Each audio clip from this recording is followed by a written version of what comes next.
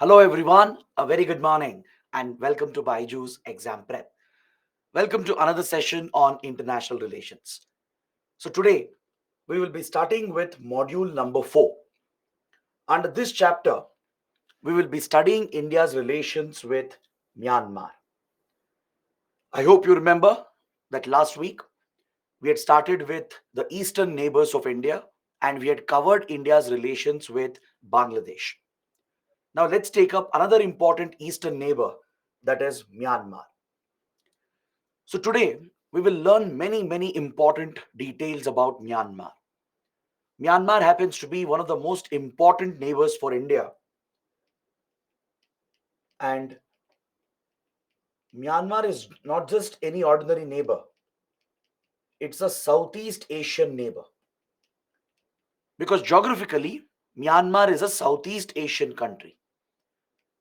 So Myanmar becomes this connection for India to link and connect with the Southeast Asia region, which is so important for India in its foreign policy. So we share land and maritime boundaries with Myanmar, with this Southeast Asian country, and this could become the gateway for India to promote its Act East policy. Remember, I mentioned in the previous classes as well that we have a policy dedicated towards Southeast Asia and East Asia, known as the Act East policy. The previous version of it was called the Look East policy. So under this policy, India has been prioritizing Southeast Asia region, and since Myanmar is a Southeast Asian country and a neighbor of India, it becomes a gateway or a land bridge that connects India with the Southeast Asia region. So, this is where the importance of Myanmar lies for India. It acts as a connection, a gateway, or a land bridge that connects India with the Southeast Asia region. So, this is what makes Myanmar very significant for India. So, let's start this chapter by first understanding more about its strategic location. I'll be using a couple of maps to explain some important details to highlight the significance of Myanmar. So I would suggest that you please write down these key points. There will be around 4 or 5 points I'll be discussing. So please make a note of all these points because I do expect a mains question to be asked on these lines. UPSC might ask you to explain why Myanmar is significant for India, or how is Myanmar's location vital for Indian interests in the region. So such a location based question might be asked in mains, and you have to present these arguments, present these 4 to 5 points and explain them in detail to highlight why Myanmar is so important for India. All right, so let's start this discussion by looking at these two maps that I have shared over here. Now the first point that you can add over here is that Myanmar is a Southeast Asian country. This itself is a very important fact for India. As a Southeast Asian neighbor, it acts as a land bridge that connects the northeast region of India.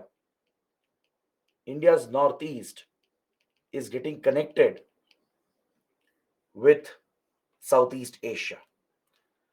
Is that clear?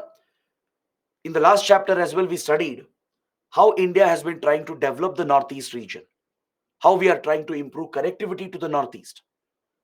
So Bangladesh provides that opportunity to us to create alternate routes to northeast India and provide better development opportunities to northeast India. Similarly, just like Bangladesh, even Myanmar gives us alternate access to the northeast. Via Myanmar, we can pursue alternate routes. We can pursue alternate routes to connect with northeast India. This reduces our dependency on Siliguri corridor. It improves connections with northeast India, and further, we can connect the northeast markets with the Southeast Asian markets. So kindly make a note of this point. The first important point is that Myanmar is a Southeast Asian neighbor. It gives us a direct connection to the whole of Southeast Asia. And by linking Northeast India with Myanmar, we can create alternate routes, improve connectivity, provide better development, and link the markets of Northeast India with Southeast Asian markets. From Northeast India, the goods that are produced can be exported to Southeast Asian markets. From Southeast Asia, investments can be attracted to Northeast India. From countries like, let's say, Singapore, Malaysia. From here, we can drive investments to the northeast of India to create more job opportunities. And the commodities produced in northeast can be exported to Southeast Asian countries. And this is where Myanmar can play a critical role as part of our Act East policy. Understood? So this is the first point. Next, the second point. We share a very long border with Myanmar. The border is around 1,640 kilometers approximately. That is the approximate length of this border. And there are some important northeastern states that share this boundary. Now, if you look at the map, you can find out which are these Indian states, Northeast Indian states, that share this immediate land boundary with Myanmar. We have Arunachal Pradesh over here, followed by Nagaland. This is Manipur. You can see here in this map, this is Manipur here, and then Mizoram. These are the four states in the northeast which share this long border, this important border with Myanmar. So Arunachal Pradesh, Nagaland, Manipur, and Mizoram. Now, why is it such an important point? What if such a long border is present? What are the advantages? What are the disadvantages? Right? This border that you see here, it's a very complicated border. The terrain, the geography is very complex, just like India-Bangladesh border or just like the India-Nepal border. You have hilly mountainous areas. You have some very remote locations here along the border which don't have good connectivity or good infrastructure. And also the region is densely forested. So as a result, the terrain is very complex and there are many natural gaps in the border which makes it a highly porous border. Understood? So this long boundary that India shares with Myanmar is actually a complicated boundary. The terrain, the geography itself is complex that creates these natural gaps which makes it difficult to secure the border. So as a result, it's a highly porous border and there are many threats that are present for India. So from a national security point of view, with regard to our border security and even internal security, there are many challenges, many direct threats that emanate from here. For example, organized crime is very, very rampant along this border. All types of organized crime is seen to be prevalent in this region. And the reason why organized crime thrives along the Myanmar border is because this region here, it's part of the Golden Triangle. This is the Golden Triangle region. The Golden Triangle refers to the junction of three countries in Southeast Asia. That is Myanmar, Thailand, and Laos. The junction of these three countries is referred to as the Golden Triangle. So where Myanmar meets with Laos and Thailand, this is referred to as the Golden Triangle. Because this is a reference to the criminal activities that flourish in this region. All sorts of criminal activities can be found here, including drug trafficking, arms trafficking, human trafficking, wildlife trafficking. So all these criminal activities flourish in this region, and of late it has even become a hub of cyber criminal groups. There are several cyber criminal organizations operating out of Myanmar, the two in the forested areas of Myanmar and Thailand. Is that clear? Plus, there are many criminal cartels involved in drug production. They produce a lot of drugs in this region. These drugs are later smuggled and trafficked across the world, and a lot of these drugs enter India as well via the Myanmar border. So there is a easy availability of weapons. There is wildlife and human trafficking as well. Humans are smuggled across the border, and they're often pushed into prostitution, forced labor, and this represents a major threat. Even hunting and poaching in the forests of Northeast India is very rampant because wildlife products find a big market in this region, in the Golden Triangle, where wildlife commodities are also trafficked and smuggled. Now, these illegal activities, these organized illegal activities, they are directly connected with money laundering, and they share direct connections with terrorism and insurgency.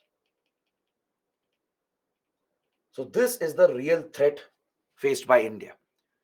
The presence of such criminal activities destabilizes the border area. These criminal organizations, they operate across the border in India as well. And there are several outfits in Northeast India, especially insurgent outfits, which move across the border and get involved in these criminal activities.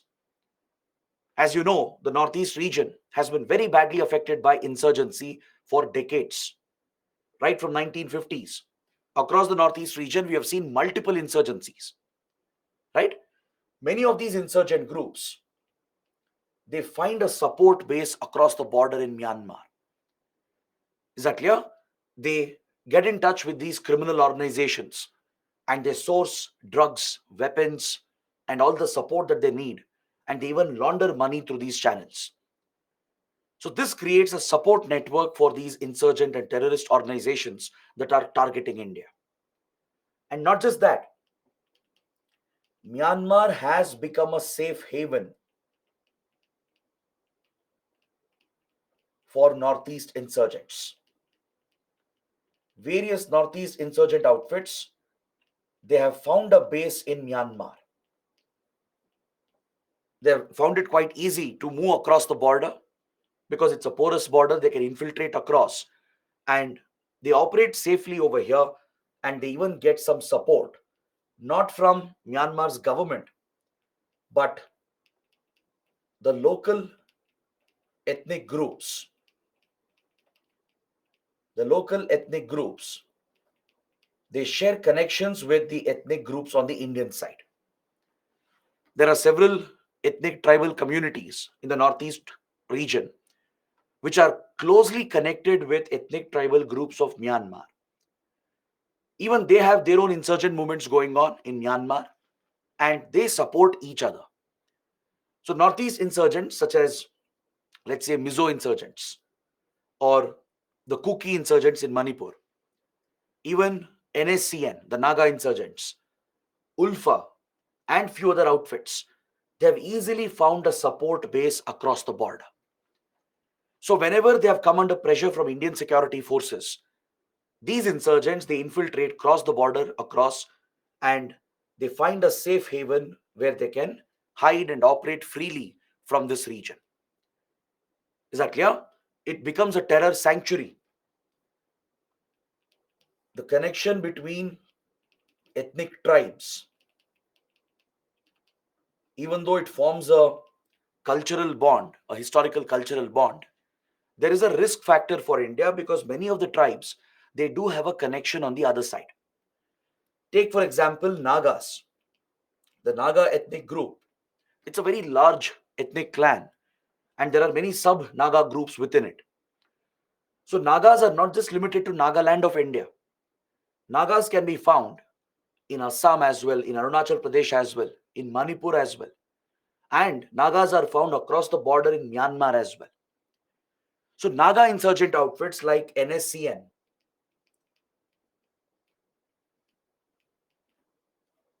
the NSCN, which has been a notorious insurgent outfit, has found a easy support base across the border with the help of the local Nagas present on the other side of the border.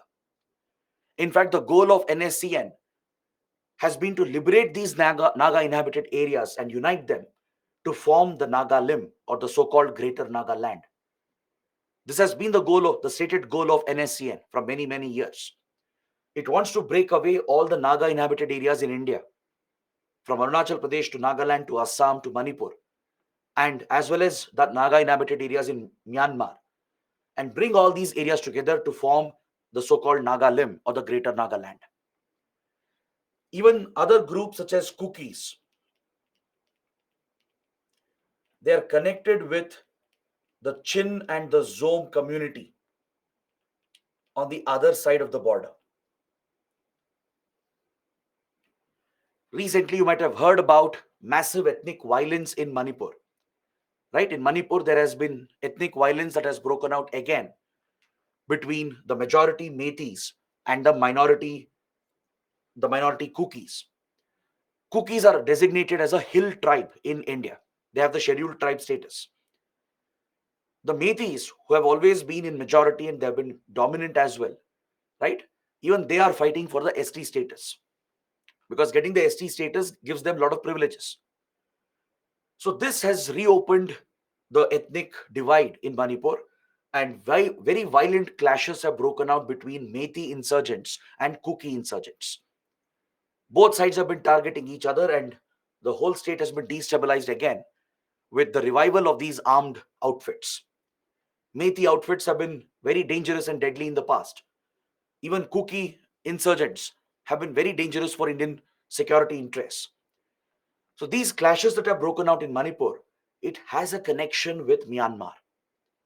The Kuki insurgents, right, they do get the support of the Chins and the Zo community on the other side of the border. Even the Mizos are connected to the Chin community. When Mizo insurgency was raging until 1980s, right, Mizo insurgents like the MNF, the Mizo National Front, they had connections with the Chin community on the other side of the border, and they used to get support from the other side of the border. The Chins are native to Myanmar. They're found right along the India-Myanmar border on the Myanmar side. And the Chins have their own insurgency going on in Myanmar. So since all these groups are involved in armed movements, insurgent movements, they support each other, provide shelter to each other, and they even get in touch with these criminal cartels where they can easily procure drugs, weapons, and get involved in other criminal activities. So this is one way of raising finances for their acts of terrorism and insurgency as well. Some of the Northeast insurgents, they not only find a shelter here, but they also smuggle drugs, right? The drugs are used for pushing the youth to addiction, which makes it easier for them to indoctrinate the youth and brainwash them so they can radicalize them and make them join these insurgent outfits. And they also smuggle the drugs for a commission through which they raise finances for their terror activities. They'll easily procure arms and weapons, right? They'll easily push their cadres across the border, keep them safe along the border in Myanmar, and then launch attacks from there against India. So this has become a very common occurrence. So there are major security threats that India has faced along this border from many, many years. So securing this border, dealing with our security challenges is a top priority for India. Tackling organized crime, tackling money laundering, terror financing, and countering insurgency and terrorism in the region has been a top priority for India. Is that clear? So kindly make a note of these important points. Next, don't forget, along with the land border, we share a maritime border as well with Myanmar. Right? Bay of Bengal becomes a common link between the two countries. So in the Bay of Bengal, there are plenty of resources that are present. It offers a route for connectivity as well. So this is something we would like to explore with Myanmar. joint resource exploration in Bay of Bengal, connectivity through Bay of Bengal, so that India can connect better with Myanmar and Southeast Asia, and this could open new routes, alternate routes to the northeast region of India as well, right? So this has been a big priority for us.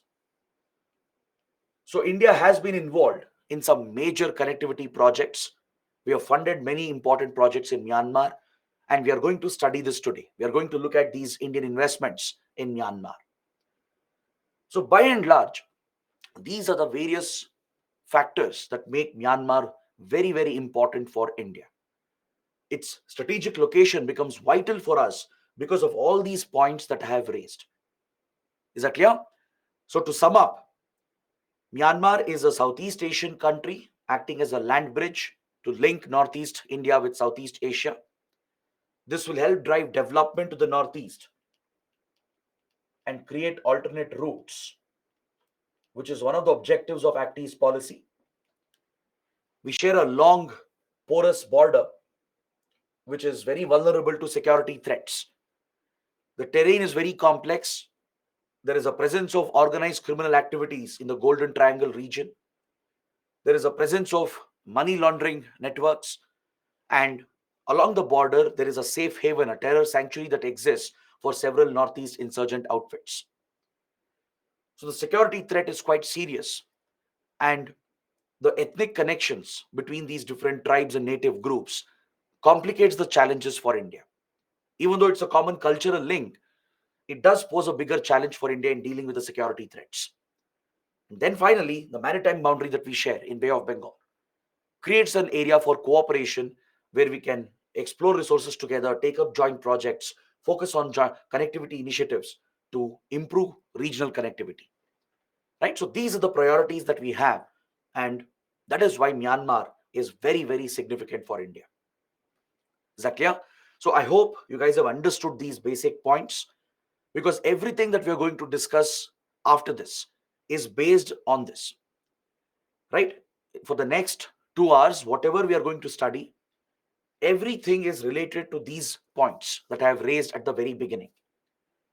So if this is clear, I would like to proceed with the next part. I want you guys to take a look at this slide, which highlights the interests and priorities of India. Essentially, whatever we discussed just now, I put them down in specific points so that it will help you in your notes making.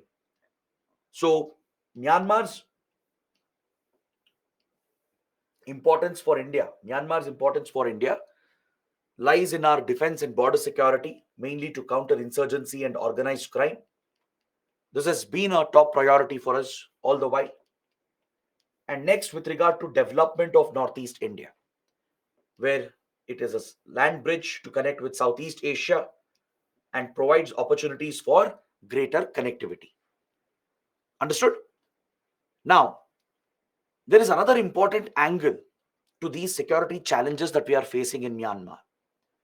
There are hostile countries which have used Myanmar as a base to extend support to Northeast insurgents. Now, remember in the last class, that is when we were studying Bangladesh, I had explained how Northeast insurgents found a safe haven in Bangladesh as well. Correct? Various Northeast insurgent groups, they have found a support base in Bangladesh previously under hostile Bangladeshi governments. That is when Bangladesh was under military rule, and when it was ruled by the BNP, the Bangladesh Nationalist Party, which was pro-Pakistan. These hostile Bangladeshi governments had given support to Northeast insurgents from 1970s till early 2000. During those 30-40 years, Northeast insurgents got a lot of support in Bangladesh as well. Apart from Bangladesh, even Pakistan has played a role. Pakistan's ISI, which is Pakistan's intelligence agency, had used Bangladesh as a launch pad to support these Northeast insurgents, supply them with funds and weapons to wage this war against India. So there is an involvement of other hostile countries in creating these security problems. Via Bangladesh, Pakistan also was playing a role in giving some kind of support to Northeast insurgents. We deal with something similar in Myanmar. In Myanmar, apart from support that comes from the local ethnic groups, there is a hostile country which is extending support to them, which is China. China has been using Myanmar as a base to provide direct support to Northeast insurgency because China is very influential in Myanmar. It's one of the most influential powers in the country. It has a lot of investments, it has a lot of leverage with Myanmar's government. So China has used this opportunity, rather, it has misused this opportunity to target India and destabilize India, especially after the 1962 war with China. Since then, China has maintained close contacts with Northeast rebels. These insurgent groups, the Naga insurgent outfits, insurgent groups from Manipur and Mizoram, even ULFA, NDFB, right, and the All Tripura Tiger Force, all these deadly insurgent groups that have found a base here, they've got support from Chinese intelligence agencies as well. China has been channeling funds and weapons into the hands of these insurgents by using Myanmar as a base for these covert operations. So, this has been China's covert proxy war against India to destabilize the northeast region of India. So, historically, we have faced a major security challenge, a direct threat to our sovereignty, right? The presence of these terrorist safe havens in Bangladesh and Myanmar, where there is an involvement of Pakistan and China, has been one of our biggest security nightmares. So, this is the reason why our neighbors like Myanmar become very important. At any cost, we have to maintain good relations with these countries, and we need to promote friendly relations with such governments. See, Myanmar government itself has usually not given such direct support to insurgency against India, right? So what India has done is that it has cultivated a very unique policy towards Myanmar. Since Myanmar itself is not directly involved in backing them, right? India realized that we should get the support of the Myanmar government on our side to tackle the security threats. Or else, the northeast region would have become even more unstable. So, on these national security grounds, on the grounds of the sovereignty of India in the northeast, India had to focus on Myanmar and cultivate very friendly and good relations with Myanmar, irrespective of who was in power. Because, see, Myanmar has gone through a lot of political turmoil in the past and even today. Myanmar has witnessed, it is still witnessing a lot of political turmoil. Myanmar had a democratic government at one point. It had a limited democratic government at one point. But later, it was taken over by the military. Myanmar's army has been quite notorious for its political interference. For many decades, it's the military which is in control in Myanmar. So, Myanmar's army toppled the government many, many years ago and established its military rule, which is referred to as the rule of the junta. In international relations, when military rule is established, it's often referred to as the junta rule or the rule of the junta. All right? Wherever military dictatorships come up through military coups, where elected governments, democratic governments are thrown out and the military captures power for itself, right? In such cases, it's referred to as the junta rule or the rule of the junta. So, despite Myanmar being an authoritarian dictatorial state where there are no fundamental rights, where human rights have been crushed and violated, despite all these violations that have happened, India has still cultivated a very close, friendly relationship with Myanmar's government. We haven't really bothered who is in power in Myanmar, be it a democratic government, be it the military rule. We have cultivated very good relations with either of them because India has major national interests to protect. Now, let's say India gets idealistic on the lines of human rights, democratic rights. If we try to criticize Myanmar's military for all the violations it commits, then we are going to alienate the military, which is going to get closer to China. And even Myanmar's military might start backing the Northeast insurgents. That would be an absolute nightmare for India, right? So, this is where India has adopted a very realistic policy towards Myanmar. Remember, in the first class, we studied about two schools of thought in international relations: the idealist school of thought and the realist school of thought. The idealist school of thought believes you should focus more on ideals, principles, values, and ethics, right? So, that approach is good sometimes. It upholds your core beliefs, your core principles. But sometimes in geopolitics, you can't be idealistic. Sometimes you have to keep aside your idealism. You have to ignore your ethics, values, principles, and focus on realism. Focus on realistic foreign policy goals by following a pragmatic foreign policy. That is exactly what India has done in Myanmar. We have we have looked away from the internal problems of Myanmar, right? Internally, there are many problems in Myanmar, not just the political problem. There are many insurgencies going on. Myanmar's army has almost committed a genocide against a minority group. It has triggered a massive refugee crisis. So, in the last 60, 70 years, Myanmar has committed some brutal violations. It has been sidelined by the entire world. It's under sanctions from many countries. But India has ignored all of this. We have kept all of this aside, and we have built very close strategic ties with Myanmar.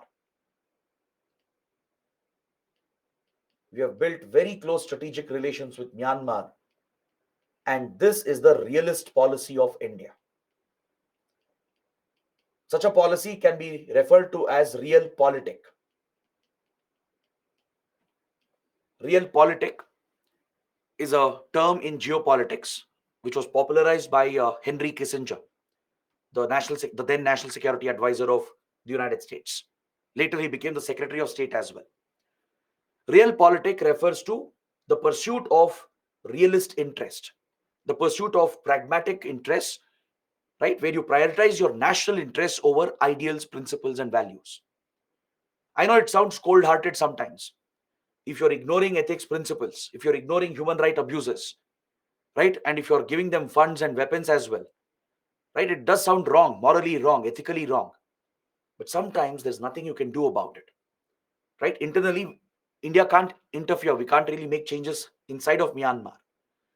If we were to interfere, let's say we were to criticize Myanmar's military, let's say we were to join the Western countries in imposing sanctions, that strategy will only backfire because Myanmar's military will turn against India. Myanmar's military is already very close to China. So they'll collude with China to give even more support to the insurgent outfits. That will destabilize our northeast region, affect our security interests.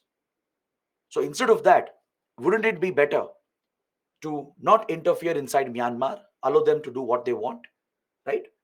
And instead build practical relations with whoever is in power and build a strategic relationship so that at least your security interests can be protected.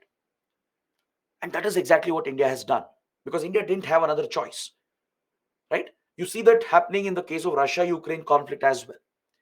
We know for a fact that Russia has done wrong things. It was Russia which violated international law by invading Ukraine, right?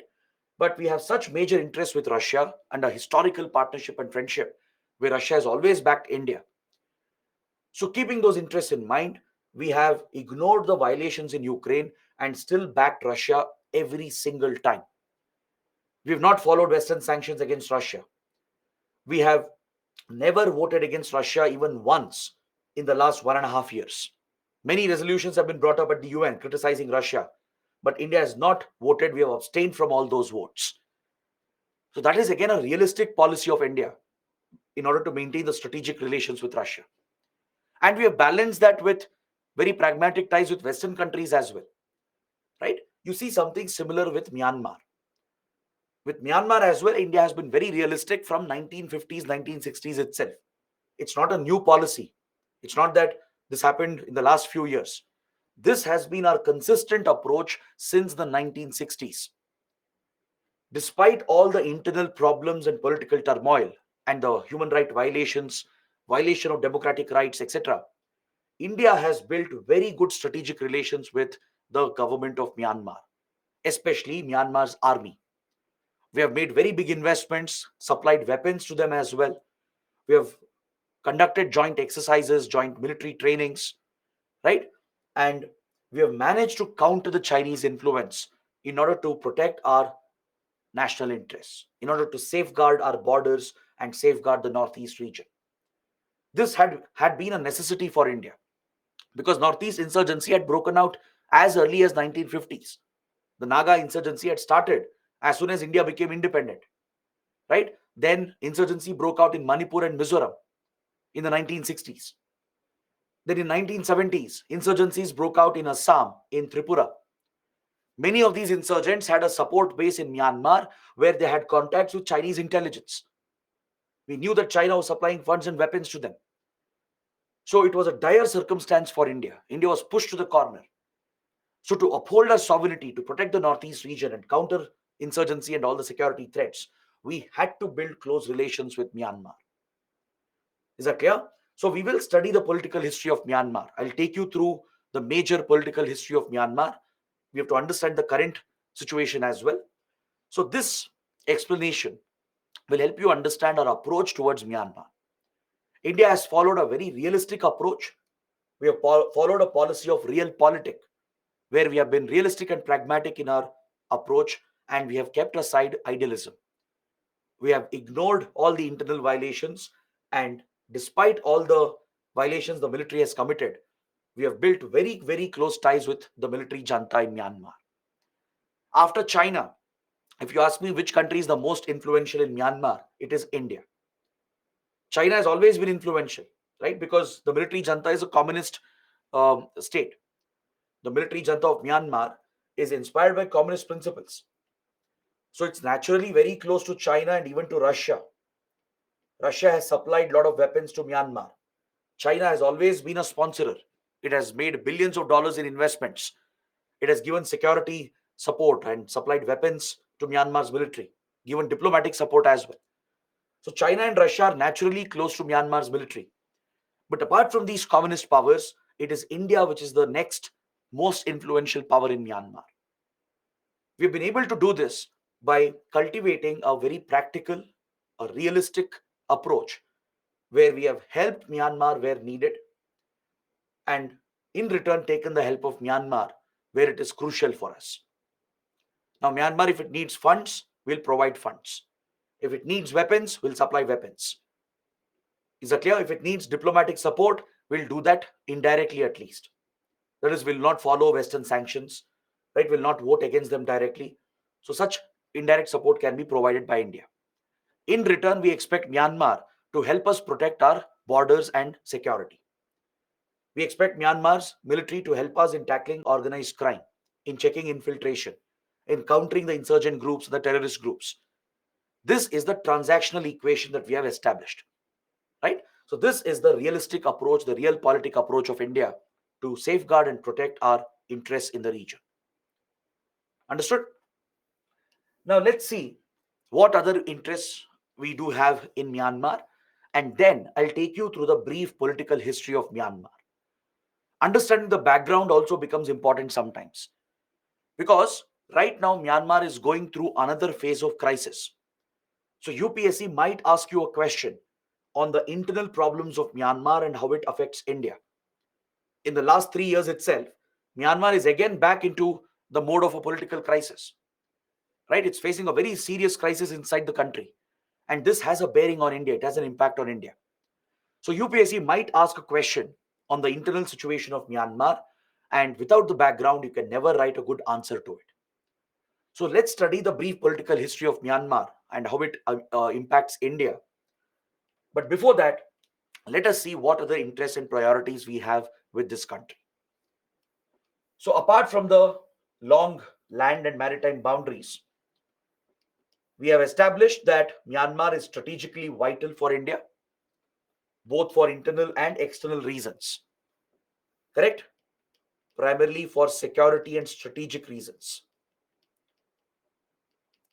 For security and strategic reasons, Myanmar has been vital. Our primary objective has been to ensure political stability in Myanmar. Because, as I told you, the country has seen long periods of military rule. It has been affected by ethnic violence, insurgencies, large scale communal riots, right? So, as a result, Myanmar has gone through a lot of political and social turmoil. And any turmoil in our neighborhood is not good for India. These events can spill over, they can have a spillover effect, and it might destabilize our border areas. Is that clear? So, our top priority in Myanmar has been to ensure political and social stability in the country. So, whatever possible from India's end, we will do that to stabilize Myanmar politically and socially. So, this is another major goal of India, one of the top priorities of India. Other than that, we do seek friendly relations so that we can work together and exploit the common geography, the common history, the common culture that we share with each other. There is, in fact, a civilizational relationship, a historical relationship dating back to ancient medieval times that we share with Myanmar. Is that clear? There have been various kingdoms and empires that have formed a historical connection between India and today's Myanmar, be it Hinduism and even Buddhism. Both the religions have been a common connect. You do find strong connections between India and Myanmar, which are cultural, religious connections. See, Myanmar today is a Buddhist country, it's a majority Buddhist nation. Please remember this point. Myanmar is a majority Buddhist state. And apart from Buddhism being a strong cultural link, right, you find traces of Hindu connection as well, traces of Hindu linkages as a result of various kingdoms and empires since ancient medieval times. You even have a strong Tamil community, a very strong Tamil community, which has formed a direct bond between Myanmar and India. Now, some of you might be surprised. How come Tamilians are found here, so far away from southern India, right? And that's an interesting part of history. Since many decades and a couple of centuries, Tamil traders, Tamil businessmen, right? They largely moved out from southern India, usually through the Bay of Bengal route, and they established trading linkages with Southeast Asia from Singapore to Malaysia to Thailand to all the way till Myanmar. Even during the British rule, the Tamil traders were encouraged, they would settle down in Myanmar as well, right, along the today's border of India, Myanmar. And many of them have remained over there for generations together. And this is not just a modern link in the colonial period. Even historically, there have been Tamil empires and kingdoms which were trading with these parts of the world. For example, the Cholas, the Pallavas, right? These were maritime powers. They had major naval forces through which they dominated Southeast Asia historically, from Indonesia to Cambodia, right? This whole part of Southeast Asia have been dominated by these Indian empires and kingdoms. We had a trading relationship with the Song dynasty in China. The Cholas, they had built this strong trading relationship via the Malacca Strait and South China Sea, and they used to trade with the Song dynasty in China. That is why you find a strong Hindu, Buddhist, and Islamic connection that binds India and Southeast Asia even today. If you've ever been to, let's say, Thailand or Malaysia or Singapore or Indonesia, to places like Bali, right, or even Cambodia, you find very strong traces of Indian connection, either through Hinduism or Islam or Buddhism. There is a strong religious connect. You look at the language that is spoken, Many of the dialects and the words that are used, the food, the festivals, right? There are many common things that bind us with Southeast Asia since historical times, right? So Tamil kingdoms like Cholas especially, they had a reach and influence across this region. These were built upon during the colonial times again, and many Tamil traders and businessmen, they would travel through the Bay of Bengal, through the maritime route, establish a strong trading link with Southeast Asian markets. That's why even today you find a strong Tamil diaspora in Singapore, in Malaysia, in Thailand, in Indonesia as well, right? So in Myanmar, along the northeast border of India, along the borders of Nagaland and Manipur, there are few trading points where the Tamil traders are very dominant even today. But at one point they were pushed out when Myanmar's military took over in 1960s, when it carried out a military coup.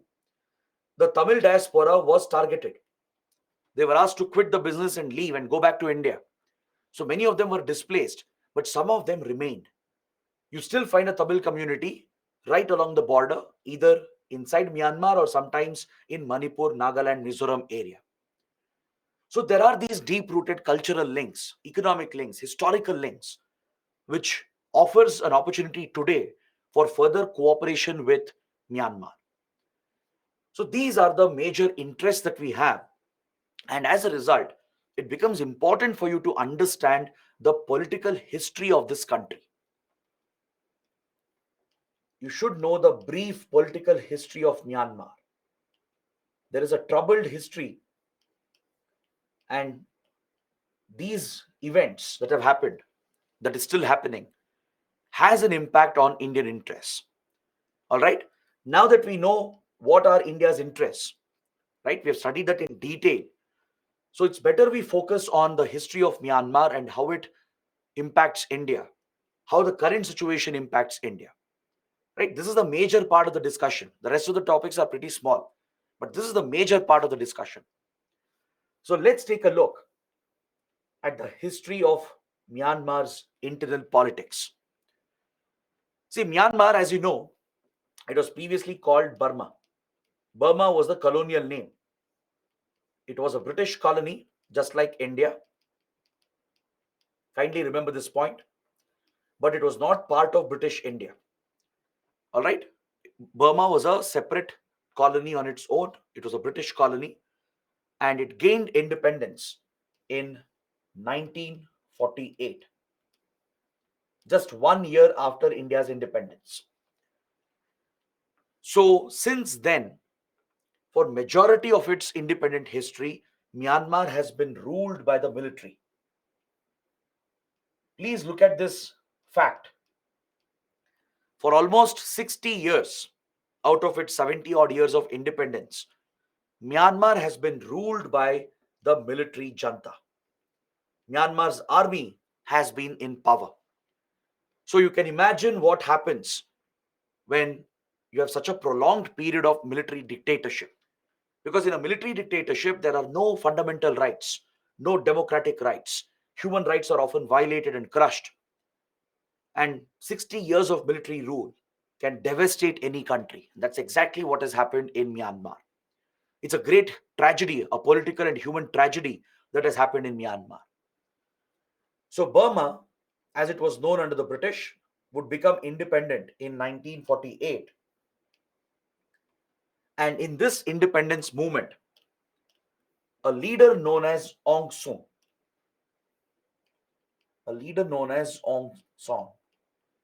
played a very, very important role in the independence movement of the country. You can see Aung San in this image over here, right? He is considered as the founding father of Myanmar. At least he was. All right. He was the one who led the independence movement against British colonial rule, and he led Myanmar to independence in 1948. So, under the leadership of Aung San, the country gained independence from British rule, and it transitioned into a democratic state. It had some kind of limited democracy from 1948 till 1962. Is that clear? But in 1962, Myanmar's military, which had kept its eyes on the power structure of the government, right? It also blamed the government for all the problems that was plaguing the country. In these 14 years, from 1948 to 1962, Myanmar was struggling internally. Its economy was not growing. There were a lot of social and ethnic challenges. There are many different ethnic groups, just like the northeast of India. It's a multi-diverse ethnic society. So many ethnic tribes had rebelled against the Myanmar government. They had taken up insurgency. So a lot of violence and destabilization had happened, and economic growth had been compromised. And apparently, the government also was seen as a very corrupt government. Using these excuses, the military toppled the government and carried out a military coup in the year 1962. Myanmar's army was just waiting for an excuse to take over the political structures. It would blame the government for all the problems of the country, the social problems, the security problems, the economic challenges, right? They were all blamed on the government. It was alleged that the government was a corrupt government, and the military took over by throwing this government out. It was a military coup. I hope everyone understands what is a military coup. Military coup occurs when the military throws out the legitimate government of a country.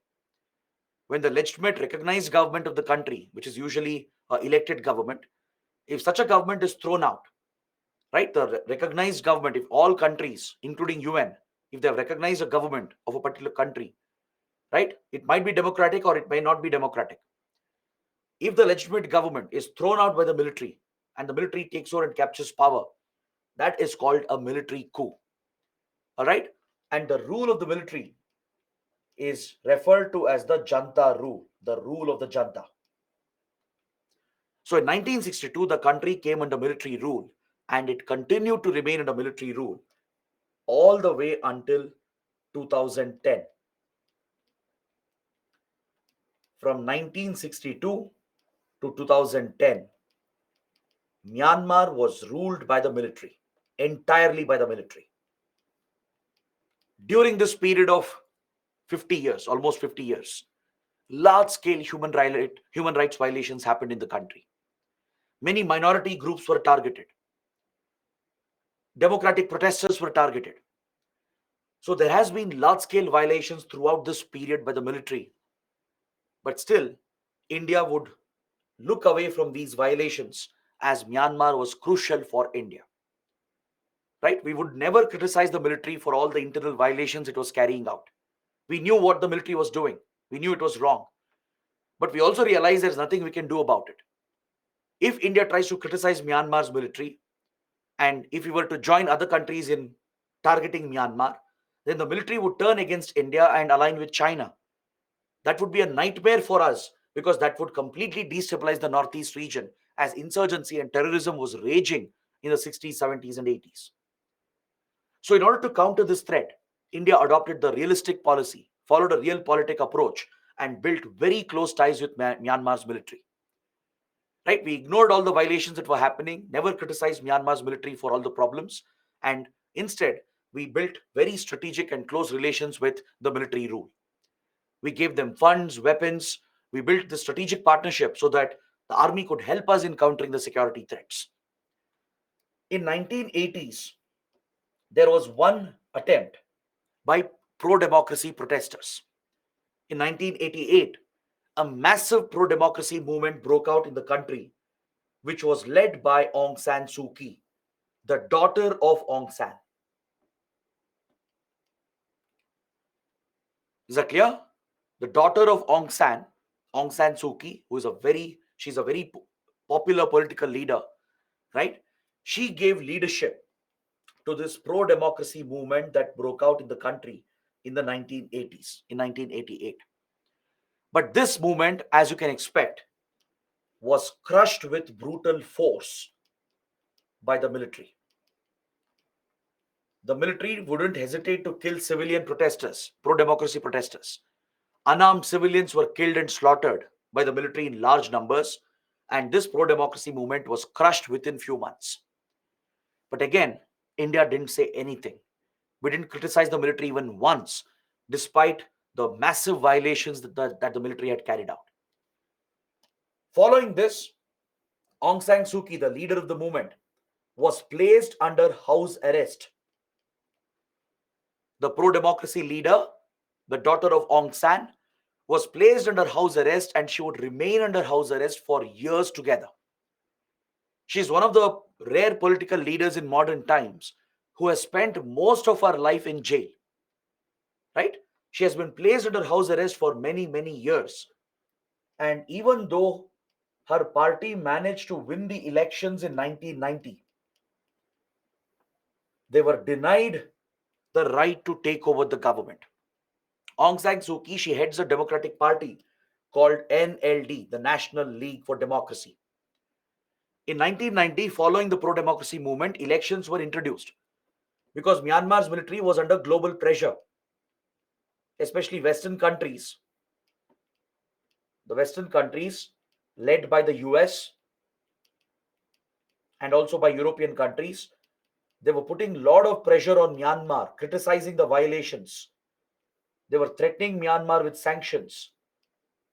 They were targeting Myanmar for committing these violations against civilian protesters and pro-democracy protesters. So because of the pressure, elections were introduced, and Aung San Suu Kyi's NLD clearly won the election. But despite that, the military refused to give up its control over power. It nullified the election results, placed Aung San Suu Kyi under prolonged house arrest, and erased any signs of democracy in the country.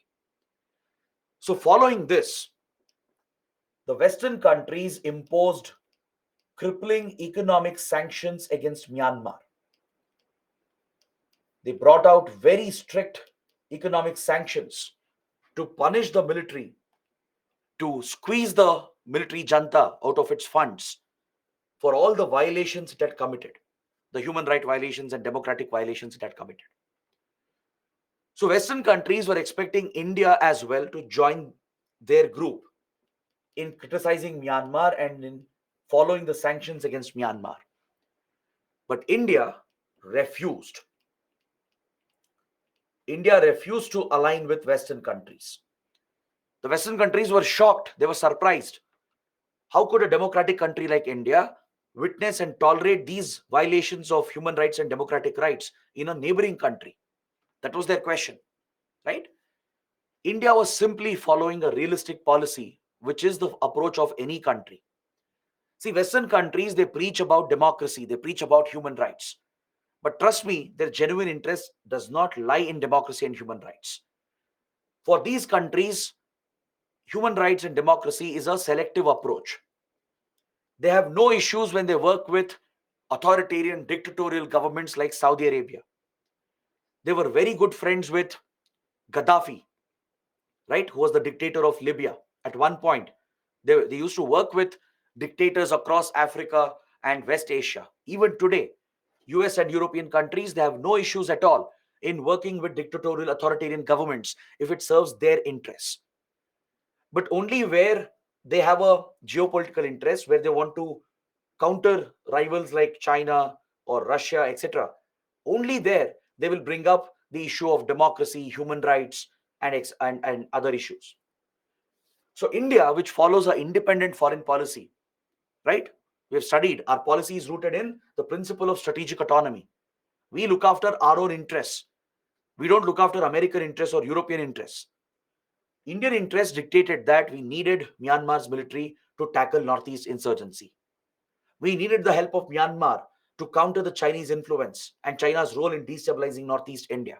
That was our top priority, right? So we ignored the Western pressure. We ignored US and European countries and whatever they were saying.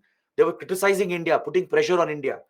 But we stood up against Western pressure and ignored all of this and continued our friendly approach with Myanmar. India bypassed these economic sanctions. We have never followed sanctions against Myanmar. Is that clear? Willingly, we have not followed the sanctions against Myanmar. We ignored all the sanctions and continued the close relations. So this situation continued for many more years.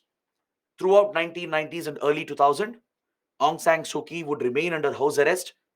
That is why she was awarded the Nobel Peace Prize. She was recognized by the Nobel Committee for her efforts to bring democracy in Myanmar, and she was awarded the Nobel Peace Prize.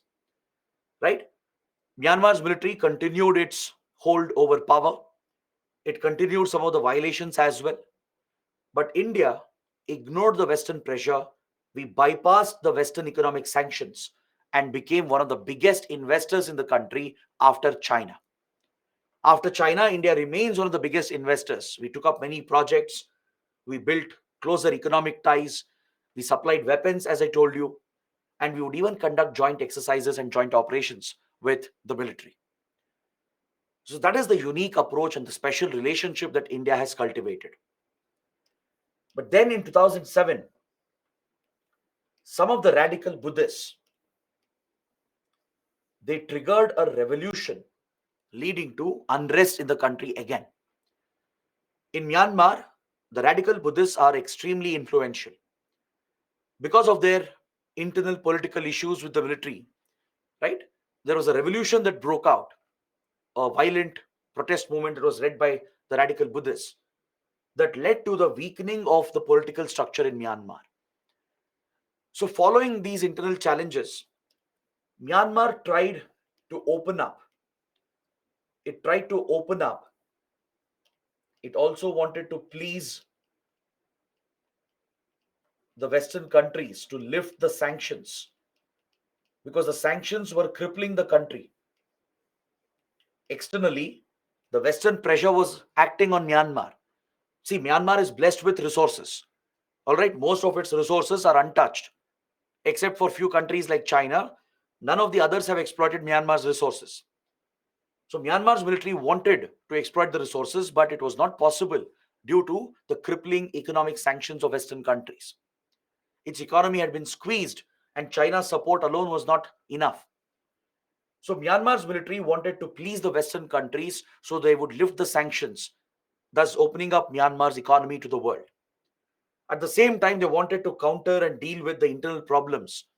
So in 2010, they showed some interest to cause changes, political changes, and constitutional changes.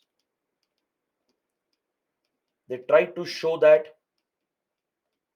the military was ready for political constitutional changes, and they released Aung San Suu Kyi from house arrest. This was a very big development. After nearly 2 decades of house arrest and crushing of pro-democracy movement, for the first time, Myanmar's military was opening up, right? To please the Western countries to lift the sanctions and also to stabilize its control over power, right? It opened up for some political constitutional changes, and Aung San Suu Kyi was released from house arrest. Following this, following this, a new constitution was adopted in 2010 to pave the way for a partial democracy. A partial democracy was introduced in the country. Is that clear? I'm saying it was a partial democracy because the elections that were held following this change and the government which was formed, it was still dominated by the military itself.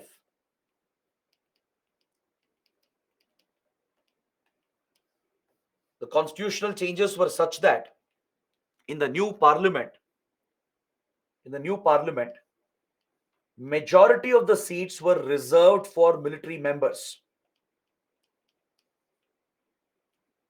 Is that clear? Even though Myanmar said it was transitioning to a constitutional democracy, the reality was that it was a nominal civilian government. Only for the sake of it, it was a civilian government.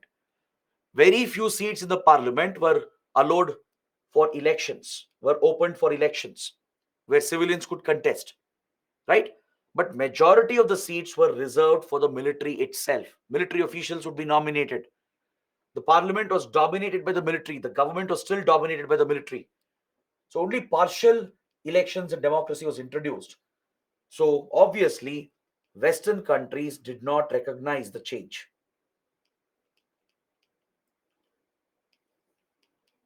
Western countries, they did not recognize the transition, and they continued the economic sanctions. They did not lift the economic sanctions as Myanmar was expecting, because they saw that it was a farce. They really didn't transition to a democracy. There was no free and fair elections. Majority of the seats were reserved for the military itself, for nominated military officials. Government itself was still dominated by the military, and only few seats had been thrown open for elections. This was a namesake democracy like Pakistan. Even Pakistan has a civilian government, elected civilian government. Pakistan is a democracy on the face of it, right? But everyone knows the civilian government is useless, it's powerless. The true power in Pakistan is controlled by the Pakistani military, the army, and the ISI, right? So something similar happened here in Myanmar in 2010. So even though elections happened in 2011 and a new government was formed that lasted until 2015, it lasted for 5 years. This was only a nominal and a partial democracy. So Western countries did not recognize the changes, they did not lift the sanctions, whereas India welcomed the changes. India, as a close friend, we welcomed the transition that Myanmar was making. Even though it was a slow transition, India welcomed the change.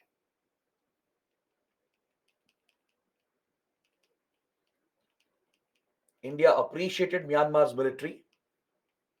We supported the transition and welcomed the partial transition as well.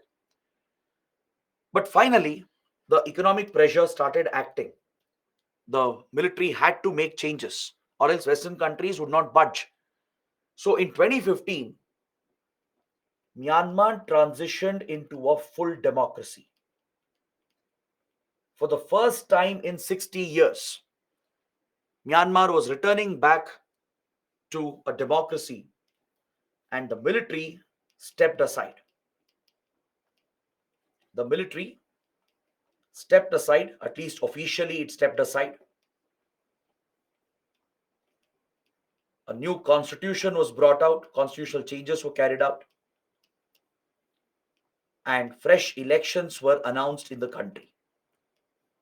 Free and fair elections were held in 2015, and the political parties were given an opportunity to contest the elections freely. So by now, Aung San Suu Kyi was out of house arrest. In 2010 itself, she had been released, right? So her party, the NLD, the National League for Democracy, clearly won the elections and formed a democratic government for the next 5 years. From 2015 to 2020, Myanmar finally had an elected government in place, a democratic government in place led by the NLD. But however, the reality was that the military would still control,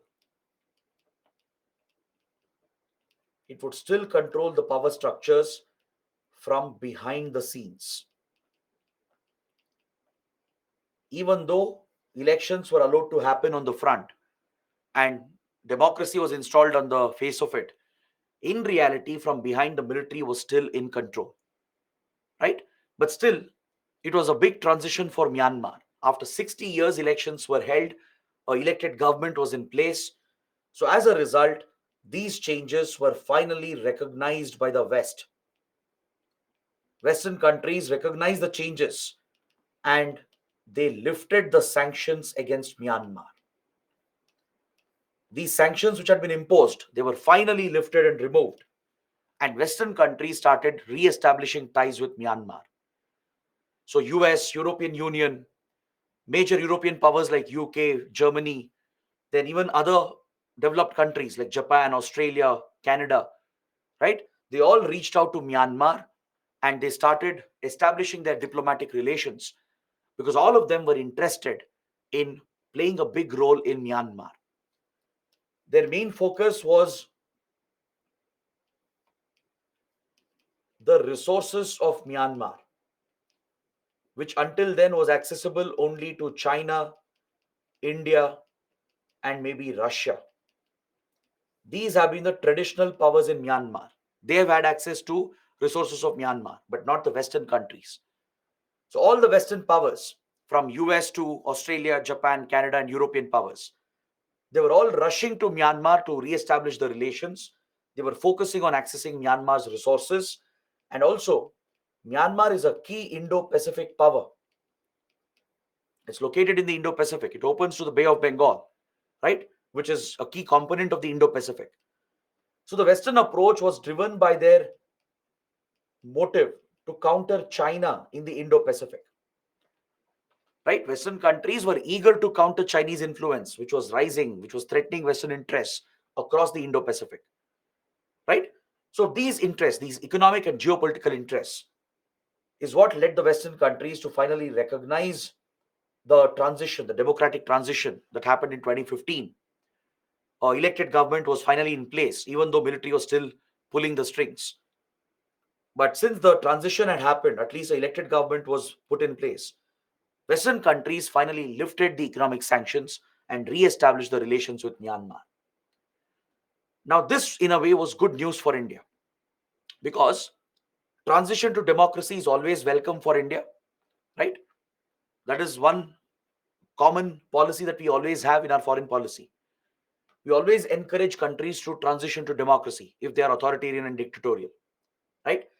We were forced to deal with Myanmar with the military because out of circumstances, due to national security concerns and China's hostile role, we were forced to deal with the military rule despite all the violations. So this was always a moral dilemma for India, and we constantly had to justify this to Western countries. India was getting caught in between. Western countries would criticize India.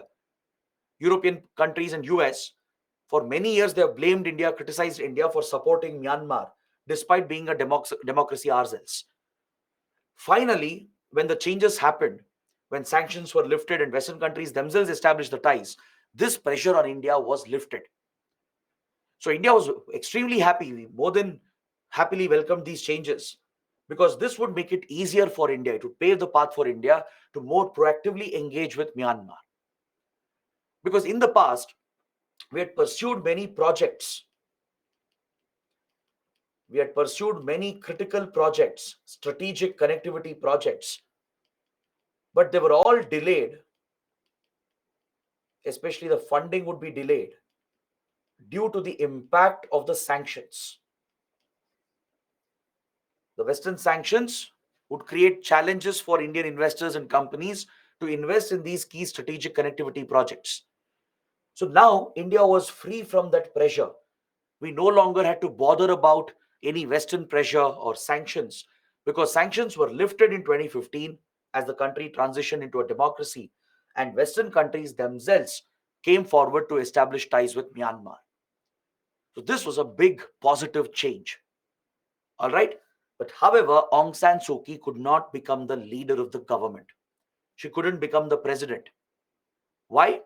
Because in the constitution, Myanmar's military deliberately carried out a change before they gave up power. They introduced a clause that the president should be just a Myanmar national and should not be married to a foreign national. This clause was deliberately added to target Aung San Suu Kyi because she is married to a British national. Her husband is a British citizen. So, to target Aung San Suu Kyi and prevent her from becoming the leader, a deliberate provision was added in the constitution through an amendment, right? This was done before the military gave up power, before the elections. So the idea was to keep out Aung San Suu Kyi because they knew NLD will win. NLD is a very popular party. It was widely expected NLD is going to win the election. So to keep Aung San Suu Kyi out of power, they added this clause that the head of state should not be married to a foreign national. So as a result, Aung San Suu Kyi could not head the government. She could not become the president of the country. However, she took up a nominal role. She became the state councillor, which is a nominal role, something like the president of India, right? But she did have a lot of influence on the NLD because she was the one who built and raised the party, and she remained influential within the party as well. Is that clear? So this status continued until 2020. Until 2020, the situation continued. During this period, there was a fresh wave of crisis, even under a democratic government, right? Even when Aung San Suu Kyi was in a powerful position, right? The country witnessed a massive crisis where a minority group called the Rohingya Muslims, were targeted by the army and the radical Buddhists. The radical Buddhists, who have held communal hatred against the Rohingya Muslims from decades, who have oppressed and discriminated the Rohingya Muslims for many decades, they were targeted with the support of the Myanmar army, unleashing a genocide in the region. It triggered a massive refugee crisis. Several Rohingyas were slaughtered. Lakhs of them they fled the region and sought refuge in neighboring countries. When this crisis was happening, the government, the elected government, didn't do anything. So as a result, the elected government faced a lot of criticism. Aung San Suu Kyi faced a lot of criticism. There was even a call to withdraw her Nobel Peace Prize. But you need to understand why Aung San Suu Kyi couldn't do anything, why the government couldn't do anything. See, democracy had finally come back after a long struggle, right? The military still had a lot of control.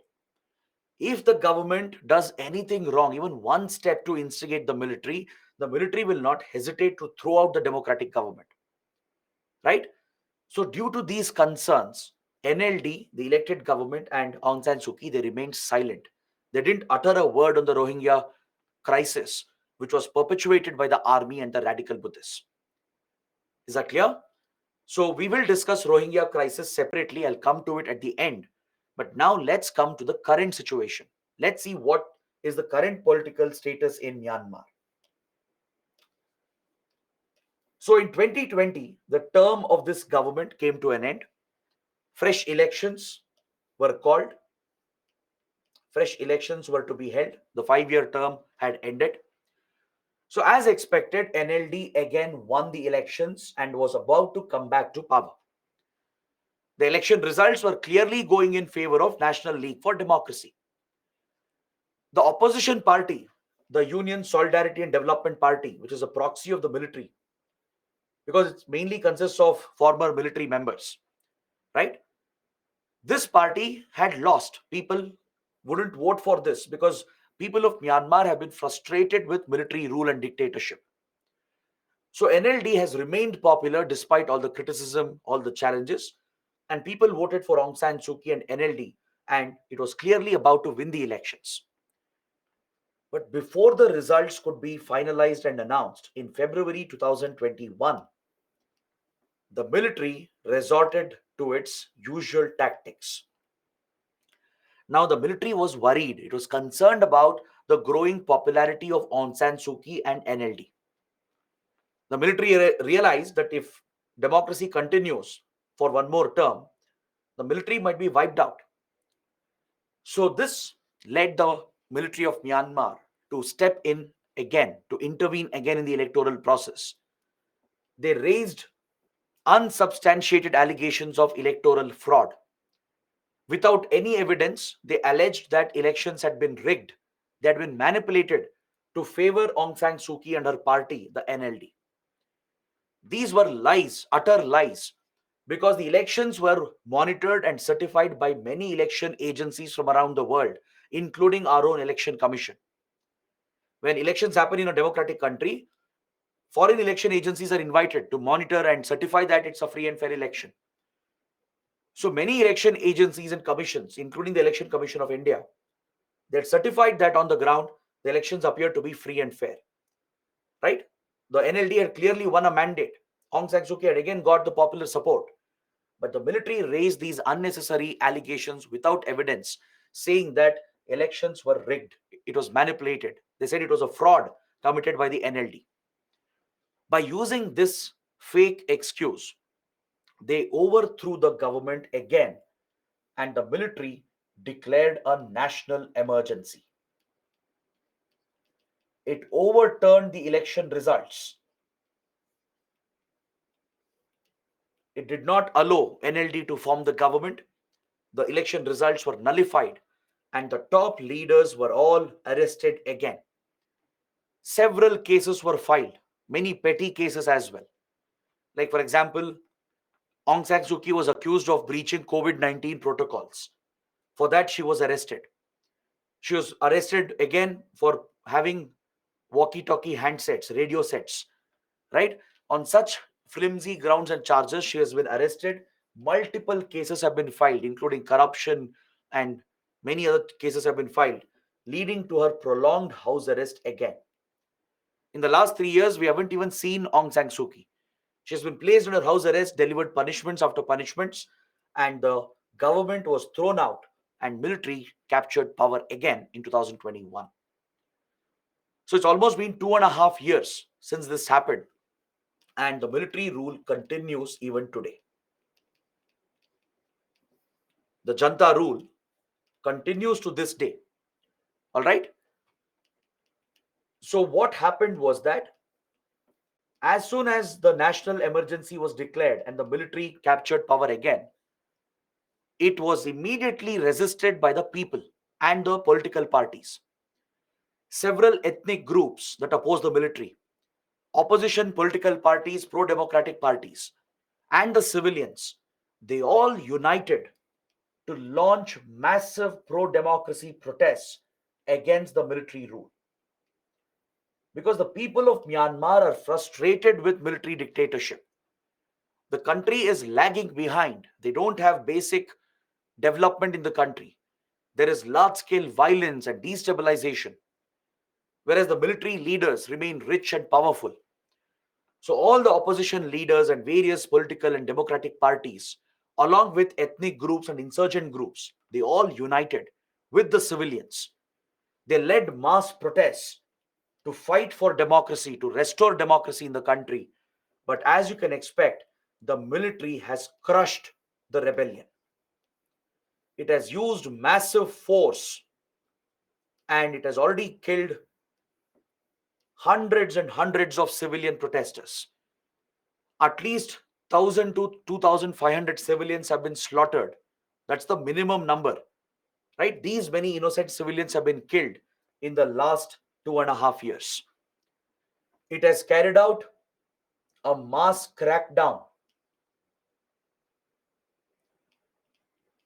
It has opened fire against civilian protesters without any hesitation.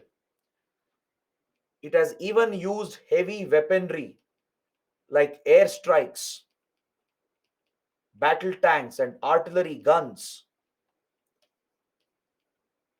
to target the pro democracy movement.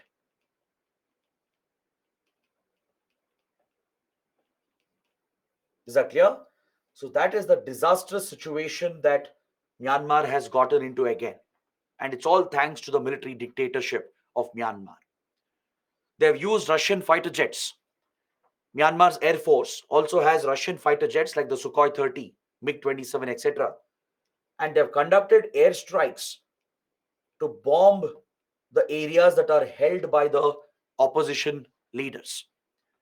All the opposition elements, they have come together to form a national unity government. They have created a parallel government. They even hold some territories as well. They hold some areas as well. Right? They've got the support of some insurgent groups along with political parties and civilians. They've all united together. So they have formed this parallel national unity government and they hold some territory as well today. So to target them, Myanmar's military has carried out mass crackdowns, opening deliberate fire on civilians. It has used heavy weapons, even conducting airstrikes. Hundreds of people have been killed in single airstrikes. Battle tanks and heavy artillery is being fired upon. Is that clear? So that is the grave situation that has developed in the country. In fact, one of these airstrikes landed on the Indian side. One of the missiles fired by a fighter jet, right? It crossed the border and landed on the Indian side. It landed on the Indian side, leading to a diplomatic issue between India and Myanmar. Fortunately, no one was hurt or injured, but you can understand the spillover effect that such conflicts can have. Is that clear? So this instability in the region has definitely had an impact on India. So as this crisis unfolded in 2021, it triggered a major refugee crisis. Political refugees who feared that they will be targeted by the military, they all fled the country and they moved across the border into India to seek shelter in Manipur and Mizoram, because this is where they have connections, they have familial support and cultural connections, as Kukis are connected with the Chin and the Zom community. Mizos are connected with the Chin community. So these native groups, along with few political leaders and former government and police officials, they fear being targeted by the military. So they have all moved out of Myanmar and come to India as refugees and sought asylum in India. So many of them are sheltered in Manipur and Mizoram. We don't have accurate numbers on this, but at least a few thousand refugees have come and have been settled in Manipur and Mizoram. The state governments welcomed them because they have a connection with these communities. The tribal groups, they have a connection with these communities and they have been welcomed and settled. But as you know, the Kuki Zone community has been involved in violent clashes with Methi insurgents. The refugee crisis has a role to play in the current crisis of Manipur. The ethnic violence that you are witnessing from the last 3 4 months, right? It's connected to what has happened in Myanmar. The allegation is that the Metis have alleged that the Kuki Zomes who have come to Manipur, they are encroaching forest land and growing drugs. The Kuki Zomes have denied this allegation. They're saying that the refugees are simply settling down.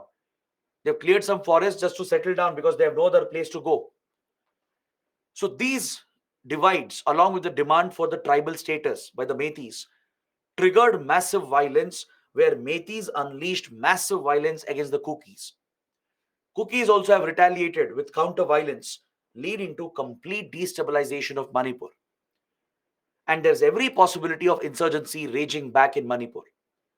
See, Manipur has suffered from deadly insurgency from 1960s to 1990s. This was the most violent period in Manipur's history. The insurgency was mainly between Metis and Nagas, Metis and Kukis. It's a result of ethnic violence and ethnic divisions. Metis and Nagas have targeted each other. Metis and Kukis have targeted each other. But over the years, India had tackled the threat. The insurgency had gone down, right? Due to better counterinsurgency operations, better development, we had managed to subside the insurgent movements. But now the wounds have been reopened. On one hand, there is a ST issue, the scheduled tribe status issue, because Metis are demanding ST status, even though they are in majority. Only Kukis and Nagas have the ST status in Manipur because they are in minority, they are hill dwelling tribes. Nagas are found in the hill areas, Kukis are found in the hill areas of Manipur, whereas Metis are in the valley, in the Imphal valley. So Metis have been fighting for ST status, and recently there was a court order asking the government to work on this proposal to provide ST status to Metis. So this triggered protests by the Kukis, who believe that Metis should not get ST status as that could affect the rights of the Kukis. It will allow Metis to purchase tribal land in the hill areas that will threaten tribal rights. So as Kukis protested, right, Metis were alleging that Kukis and Zom community were working together to breed terrorism and crime, including drug production, drug trafficking in the state. They alleged that the Chin Zom refugees who had come, who were connected to the Kukis, they were deforesting the areas to grow drugs. Based on these allegations, security operations were carried out by the Manipur government, by the Manipur police. So all these events triggered tensions and led to the breakout of violent clashes between the two sides, which has completely destabilized Manipur. So the refugee crisis in Myanmar has had a direct bearing on India. Now we are staring at a possibility where insurgency in Manipur might come back. We might see a complete revival of insurgency because the armed groups of Kuki and Methi community are again becoming notorious and dangerous. It's like we are looking back at the 70s and 80s when Manipur was very, very destabilized, right? So these armed groups, which have again come up, which have grown in strength, and now that the hatred and the divisions have gone up, that could become a root cause for a complete revival of insurgency in Manipur. And if it were to happen, there will be a direct link, a direct connection with what happened in Myanmar. Right? The political crisis, the refugee inflow is connected to the problems, the ethnic problems in Manipur. Is that clear? So, this is what you should understand about the entire political history of Myanmar. So, with this, we complete a majority of this topic. So, now I think we can take a short break. We'll come back in 15 minutes and then we will wrap up this chapter. We're going to discuss the major initiatives that India has towards Myanmar. I'll be taking you through some important connectivity projects which are very important for your prelims and mains. All right, all these connectivity projects will be very important. We'll understand China's role and China's influence and how India is trying to deal with the Chinese influence. We'll deal with defense border security issues and finally end the discussion by talking about the Rohingya crisis and the cultural relations. So these are the few remaining topics. Let's pick it up after the break. So take a 15 minutes break. It's 7:35. Let's come back at 7:50 a.m. All right? So see you in 15 minutes.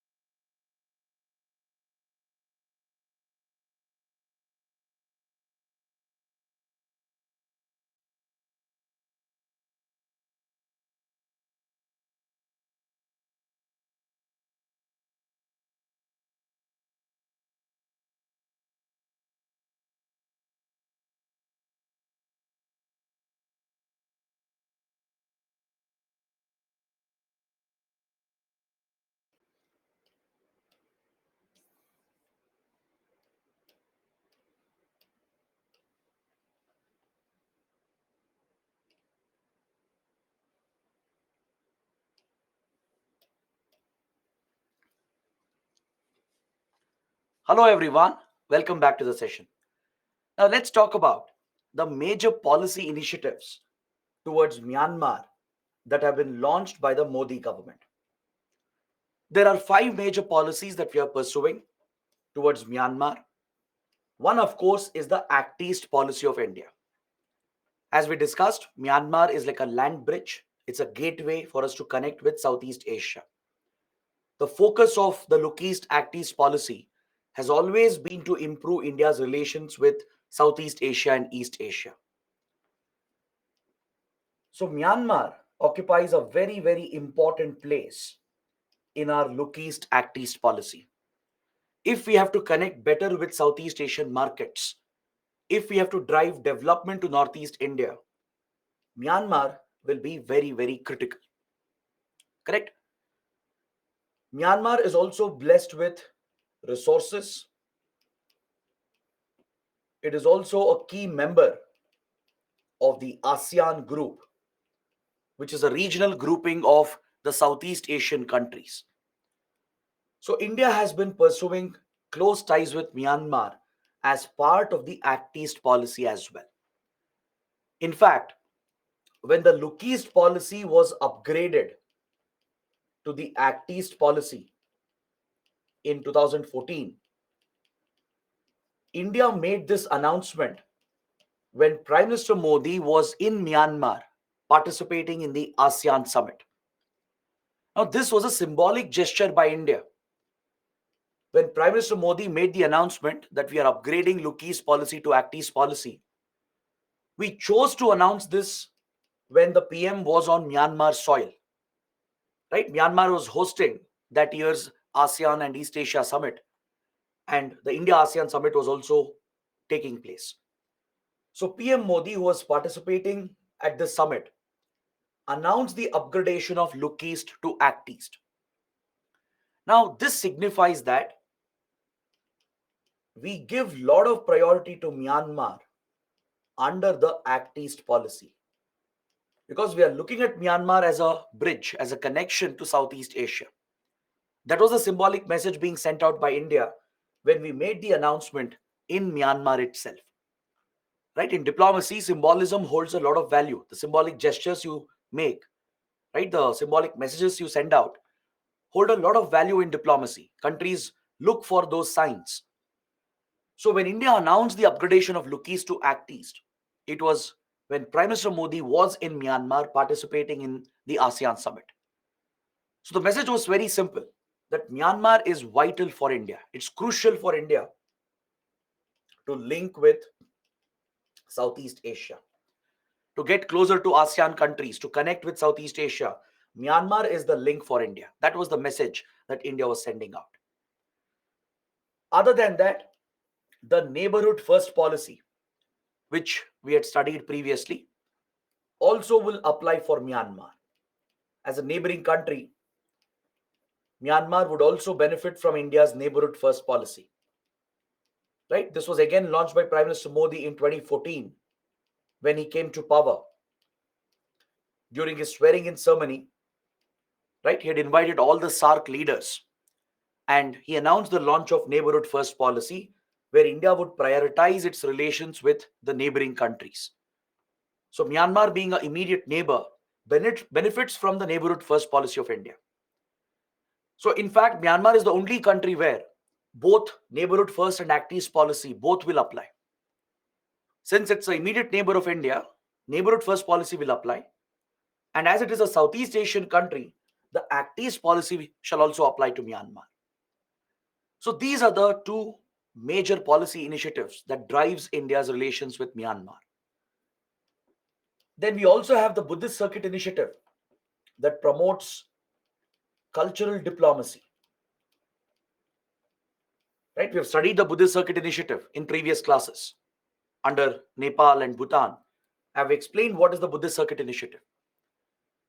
We are improving the infrastructure and tourist facilities at all Buddhist pilgrimage sites in India to leverage our Buddhist heritage and to project our Buddhist influence in all the Asian countries where Buddhism is widely popular. right? From Japan to China, from Sri Lanka to Myanmar, right? There are many Asian countries where Buddhism is a popular religion, and in some countries it's a majority religion, right? Myanmar, as we studied earlier, is a Buddhist majority nation. So we want to drive tourism and close people to people relations by promoting the Buddhist Circuit Initiative. And Myanmar is a focus country as well under the Buddhist Circuit Initiative. Apart from this, we have greater focus on connectivity. Ever since the Look East policy was launched in 1991 by the then Prime Minister P.V. Narasimha Rao, since then India has prioritized connectivity with Southeast Asia. Because if you look at the map, you'll realize that Southeast Asia is the extended neighborhood of India, right? There, these Southeast Asian countries are present right next to our immediate neighborhood. So under the Look East and now under the Act East, one focus has been on connectivity, improving land-based connectivity through roads and highways. We are also considering railway connectivity as well. And we are also focused on improving maritime and air connectivity. So Myanmar becomes a very key country because of its location. And we are continuing this approach under the Act East. So there are some major connectivity projects we are pursuing, and we are going to study that very soon, right? After this, we'll be talking about the connectivity projects. I'll explain the importance of all these projects. The other focus, the policy focus, is on border security to deal with organized crime, then to counter insurgency and terrorism. This has been a priority for India, and we need the help and support of Myanmar to tackle these threats. That's the reason why we are pursuing this realistic policy, ignoring all the violations that are happening inside the country and still building good strategic ties, because we need the help of Myanmar's government. Doesn't matter who's in power, we'll need their support to strengthen border security.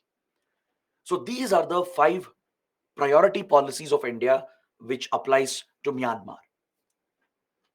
Now, based on this, let's take a look at all the connectivity projects, and after that, we'll study the India-China competition, how we compete for influence in Myanmar, and we'll also look at the border security and defense relations between India and Myanmar.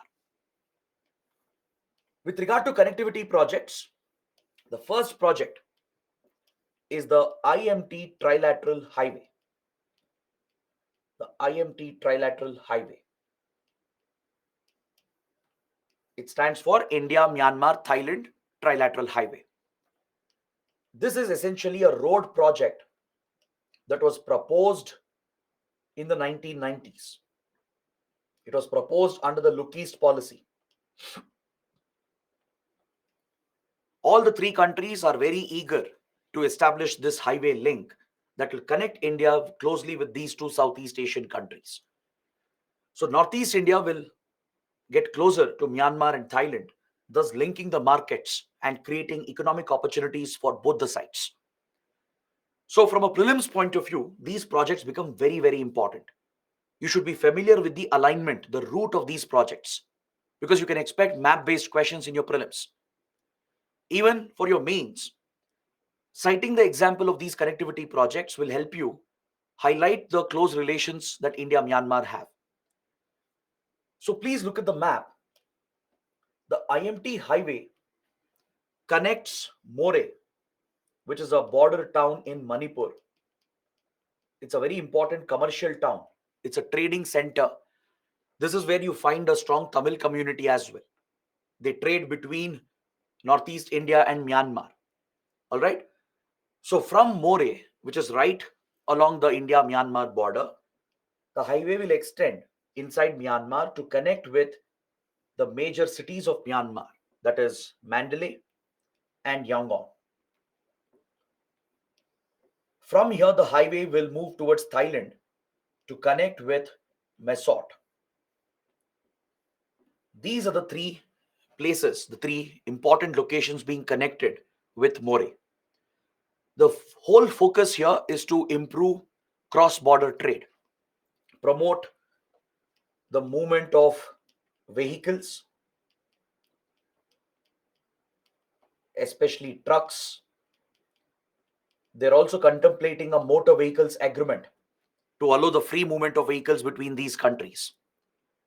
It will promote the movement of people, right? The locals can move around, which will benefit the local economy. It will benefit the border trade between the two sides.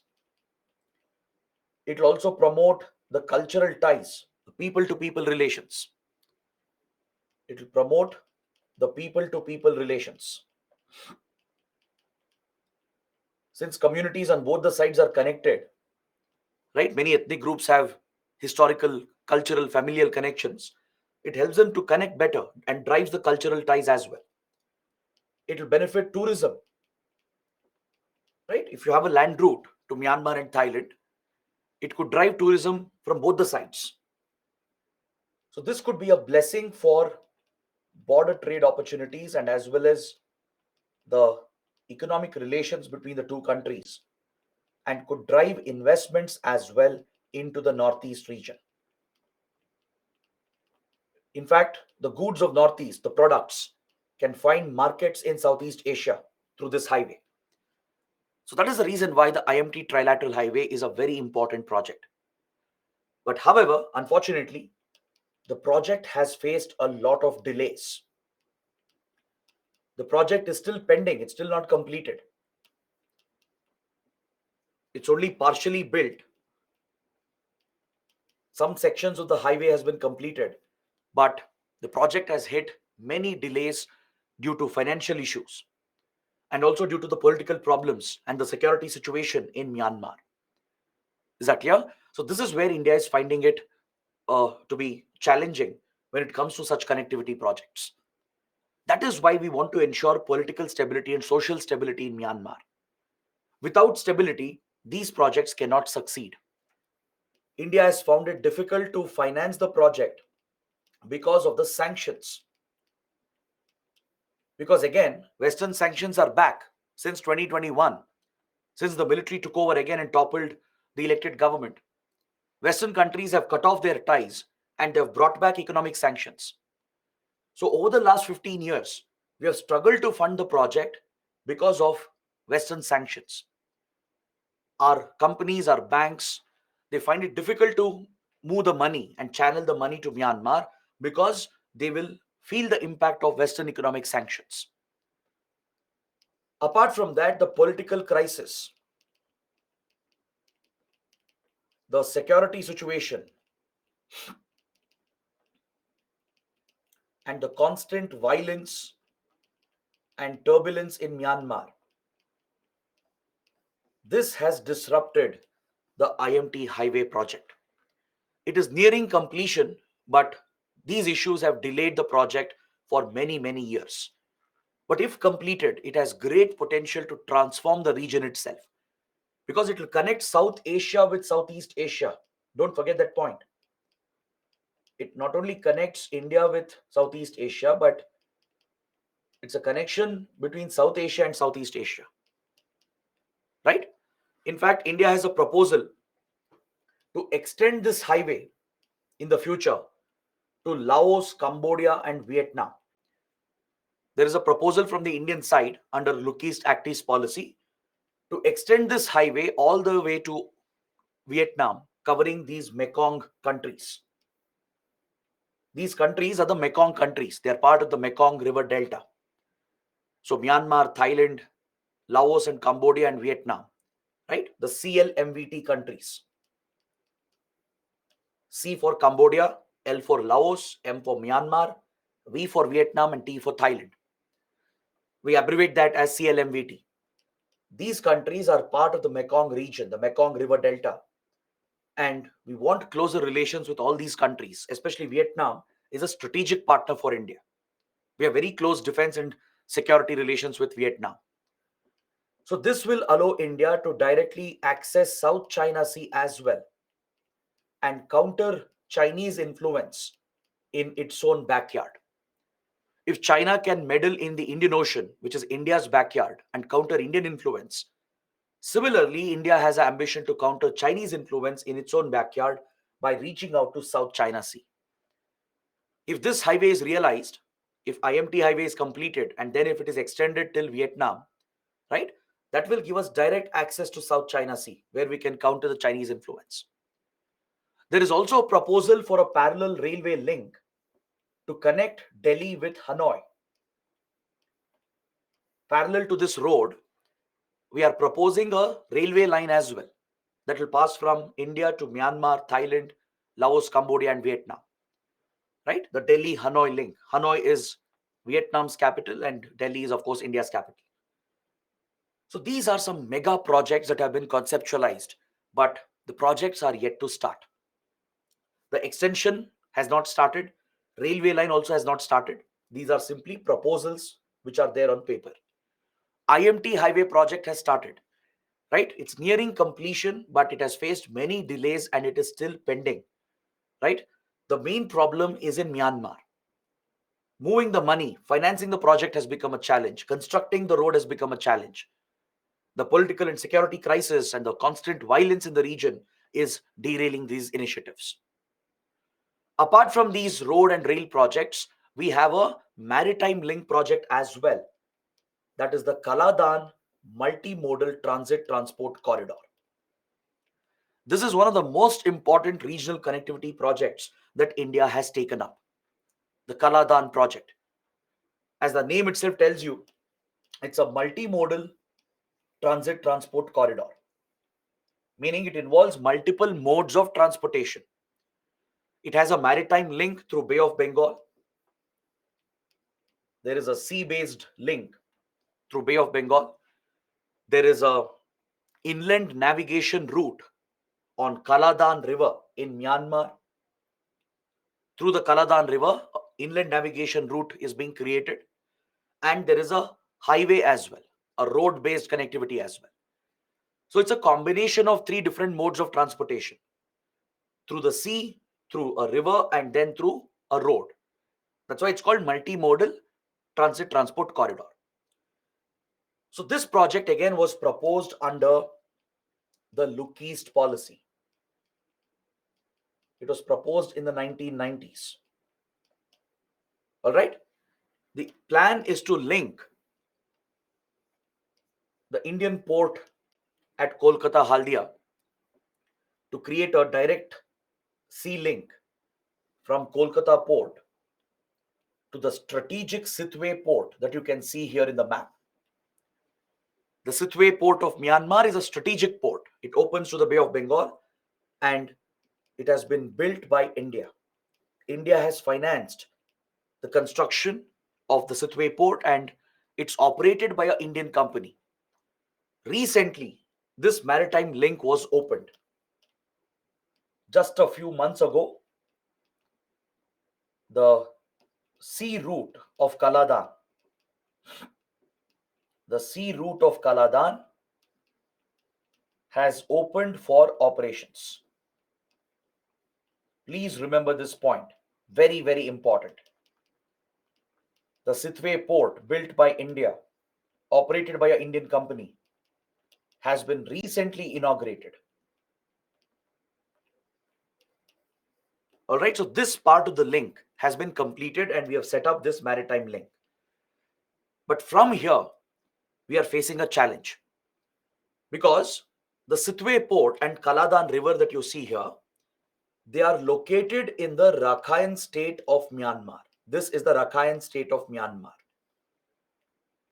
This is where a lot of violence has been witnessed over many years. This is where the Rohingya community can be found, the Rohingya Muslim minorities, who have been targeted and oppressed by Myanmar's army and the radical Buddhists. So, because of constant violence in the region, it's been very challenging for India to proceed with the project. Now, since the political crisis also has started, there have been large scale protests and violent events across this region. Plus, the economic sanctions are back. So, it's becoming difficult for India to execute and complete this project. The plan involves an inland navigation route of around 158 kilometers through Kaladan River.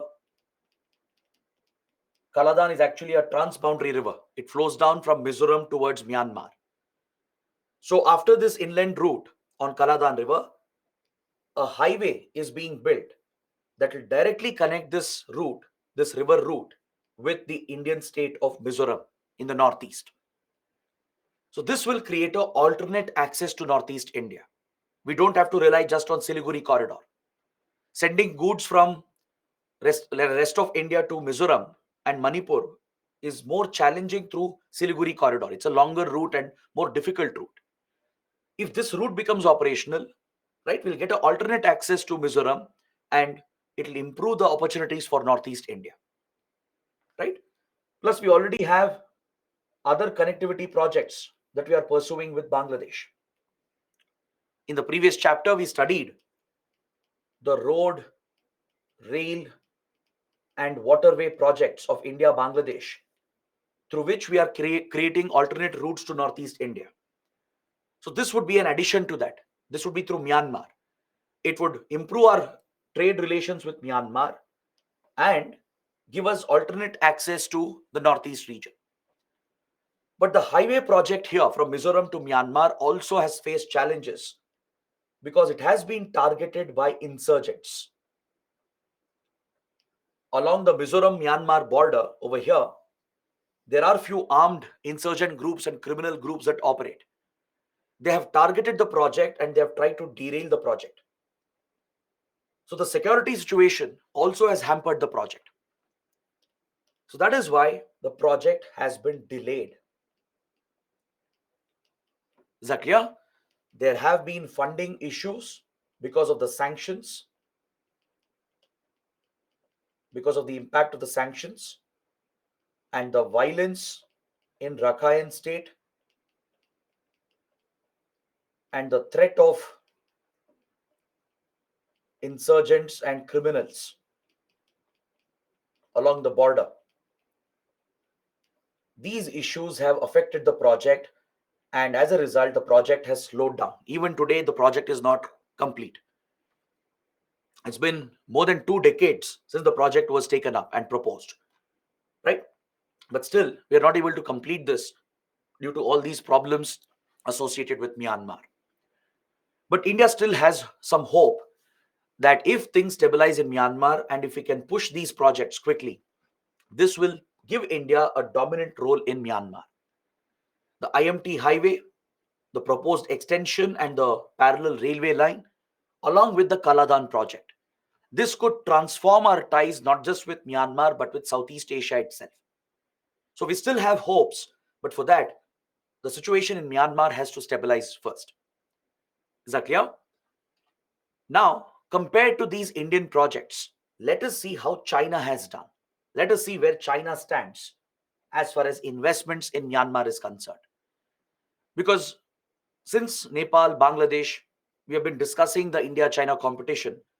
So let's have the same discussion here as well, because we do face a direct competition with China in Myanmar. As we studied earlier, China is a very close partner to Myanmar. It has been a very good friend, and it's one of the most influential powers in Myanmar. Since many decades, China has been financing Myanmar's military rule. It has very close ties with the communist military dictatorship. It has given a lot of funds and investments. It has supplied weapons, and it holds a lot of influence on Myanmar's military. So Myanmar has joined China's Belt and Road Initiative. As it is a key ally, it has joined the Belt and Road Initiative, or also known as the One Belt, One Road project, OBOR project. So as part of the Belt and Road Initiative, there is one key component, that is the CMEC corridor, China-Myanmar Economic Corridor. This is one of the most important corridors of Belt and Road Initiative. For China, this corridor is a top priority. Is that clear? So this corridor, which is part of the Belt and Road Initiative, it seeks to connect the Yunnan province of China with the Rakhine state over here. In fact, China has already made this route operational. It has connected Kunming, which is the capital city of Yunnan province. It has built a series of roads, railway links also have been established, pipelines also have been laid, oil pipelines, oil and gas pipelines. It has also invested in power plants and special economic zones. These are the massive projects that China has executed. It has built a road network, a rail network, a pipeline network has been laid. Because, see, in Bay of Bengal, you have hydrocarbon reserves, you have oil and gas reserves. So, obviously, China is deeply interested to exploit these reserves. So, off the coast of Rakhine, China Myanmar have a joint oil exploration project, and from here, the pipelines are transporting oil and gas directly to China from Bay of Bengal. China has even built a strategic port as part of the China Myanmar Economic Corridor called the Kyokfu Port that you see here in the map. Please note down this location. Right next to the Sitwe port of India. Right, we saw the Sitwe port earlier as well as part of Kaladan project. You see the Kaladan project depicted here in orange. This is the Indian project. So as part of Kaladan project, we have developed the Sitwe port. India has funded and constructed the Sitwe port. Right below Sitwe in Rakhine itself, China also has built a strategic port called the Kyokfu port. So from here, China has built this connection through roads, railway lines, and pipelines, and connects that with major cities like Mandalay and Yangon. So this is the corridor that China has created, and this is of great strategic significance to China. The reason why it is so important for China is because this route gives China direct access to the Indian Ocean. China will get direct access to Indian Ocean region through this corridor. China can bypass the Malacca Strait. It can bypass Malacca Strait, which has been a weak point for China. Remember in the first class, I showed you the Malacca Strait near Singapore and Indonesia, right? Roughly located over here. The Malacca Strait has been a weak point for China because Malacca Strait is a choke point. It's a very narrow opening that connects Indian Ocean with the Pacific. It links Bay of Bengal and Andaman Sea with Gulf of Thailand and South China Sea. These are important shipping lanes, and China has a lot of dependency on Malacca Strait. Because just like India, even China has a deficit of hydrocarbons. Most of its oil and gas is imported, right? Just like we depend on West Asian countries for oil and gas supplies, even China depends heavily on West Asian countries for oil and gas supplies. So all these shipments, oil shipments, gas shipments coming from West Asia, they pass through Malacca Strait before reaching China. So China's fear is that the Malacca Strait might be blockaded. There could be a possible naval blockade if there are tensions either with US or India. Because both India and US have the ability to block Malacca Strait if required. Let's say, hypothetically, imagine a war breaks out between India and China. Let's say border dispute escalates between India and China, or a conflict breaks out between US and China. In such a scenario, both US and India have the ability to block out Malacca Strait through their navies. India has a major naval presence, right? At Andaman Nicobar Islands, we have a tri-service command where all three services function under a single unified command. And the Navy has established a very strong military presence at Andaman Nicobar. We can easily reach Malacca Strait and block out the entire strait thus cutting off China from rest of the economy. That will levy a very big economic cost on China. Similarly, the US has a major naval presence in the Indian Ocean, right? I was mentioning the Diogo Garcia naval base, if you remember. Right below Maldives, the US has a military base. It's a British territory, right? So from Diogo Garcia, the US can easily deploy its naval vessels and aircrafts and block out Malacca Strait and deliver an economic shock to China. So China fears this choke point. It has always believed that this is a weakness. So it has tried gaining direct access to Indian Ocean. One route that provides China direct access to Indian Ocean is the China-Myanmar Economic Corridor. So through this corridor, it can directly reach Bay of Bengal without depending on Malacca Strait. You can clearly see that in the map. Understood? So that is why this project has great strategic significance for China. And also, China has deep interest in Bay of Bengal itself because it wants to monitor India's military activities. In the Bay of Bengal, we have important military installations, right? And China wants to keep an eye on them. In Odisha, in the Balsore district over here, we have the APJ Abdul Kalam Islands, where DRDO has established a missile testing facility. All our ballistic missiles from Prithvi to the entire Agni series, they're all tested here at APJ Abdul Kalam Islands, right? Obviously, China would like to track those activities. Then we have major ports from Kolkata to Vishakhapatnam, Chennai, Tuticorin, right? Major seaports of India are present. We have important naval bases like Vishakhapatnam, Chennai. The Vishakhapatnam base is critical because this is where our nuclear submarines are stationed. The Arihant class, the INS Arihant class nuclear submarines are developed and stationed at Vishakhapatnam Naval Base. Then we have the spaceport of ISRO at Sriharikota. We have nuclear power plants on this coastline at Kundankulam and Kalpakam. So the whole coastline is strategically vital for India, and China would definitely like to monitor these activities. So having direct access to Bay of Bengal via Myanmar is a strategic advantage to China. Understood? And there is a small island in Bay of Bengal called the Coco Island. Approximately it's over here in this particular location, the Coco Island.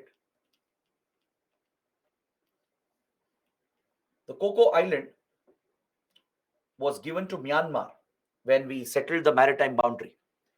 All right. When India Myanmar settled the maritime boundary, Coco Island came to Myanmar. It came under Myanmar sovereignty.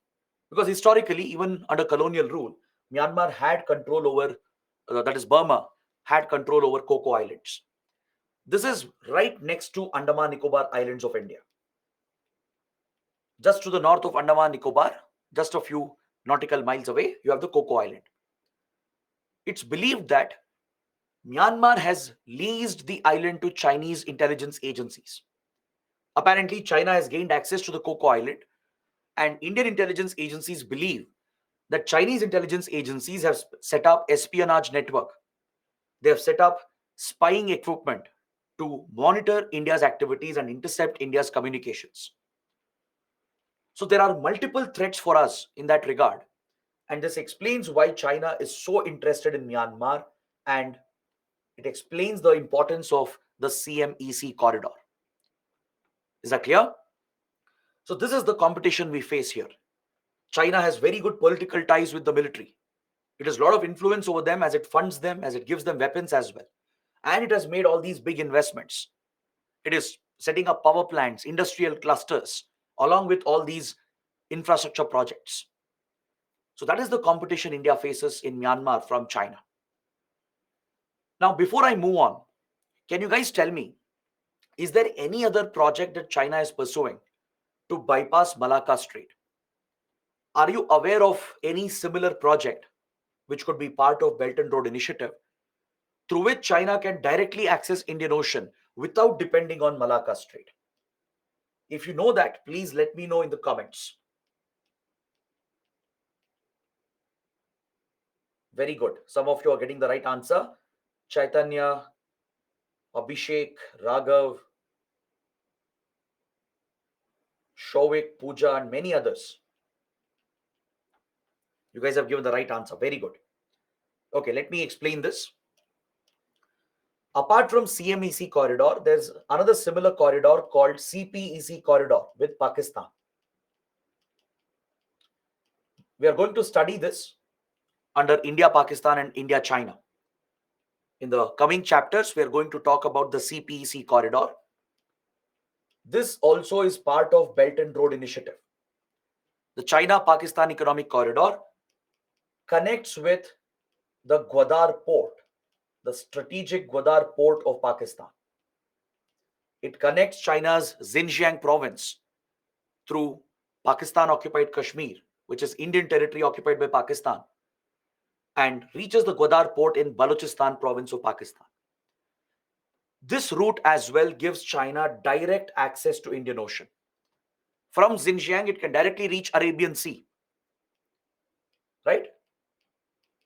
China need not depend on Malacca Strait. It can directly take the oil and gas shipments from Persian Gulf, from West Asia to the Gwadar port, and from there it can ship this to Xinjiang. This will reduce China's dependency on Malacca Strait. There's one more project that China is pursuing.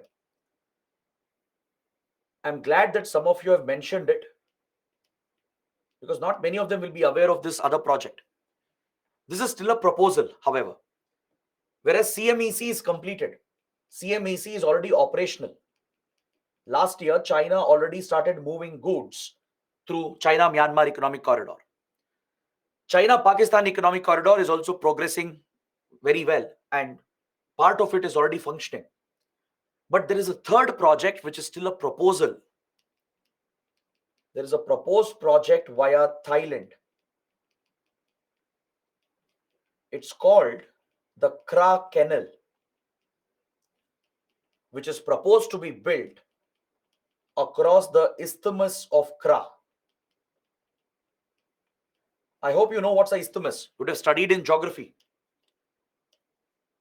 Just like strait, gulf, bay, you have isthmus as well, right? If a strait is a narrow water channel connecting two large water bodies, then an isthmus is a narrow land corridor that is separating two large water bodies. Now look at the map here. If you see the map, you'll notice that Thailand is becoming very narrow at this point. Thailand is a very narrow country at this point, where it connects with Malaysia and then Singapore, right? So this narrow land corridor of Thailand, it separates the Andaman Sea and Bay of Bengal over here from the Gulf of Thailand and South China Sea on the other side. Since the land is very narrow here, it's hardly few kilometers wide, you can easily dig the land, cut open the land here across the isthmus and create a canal, a shipping canal, which is the Kra Canal.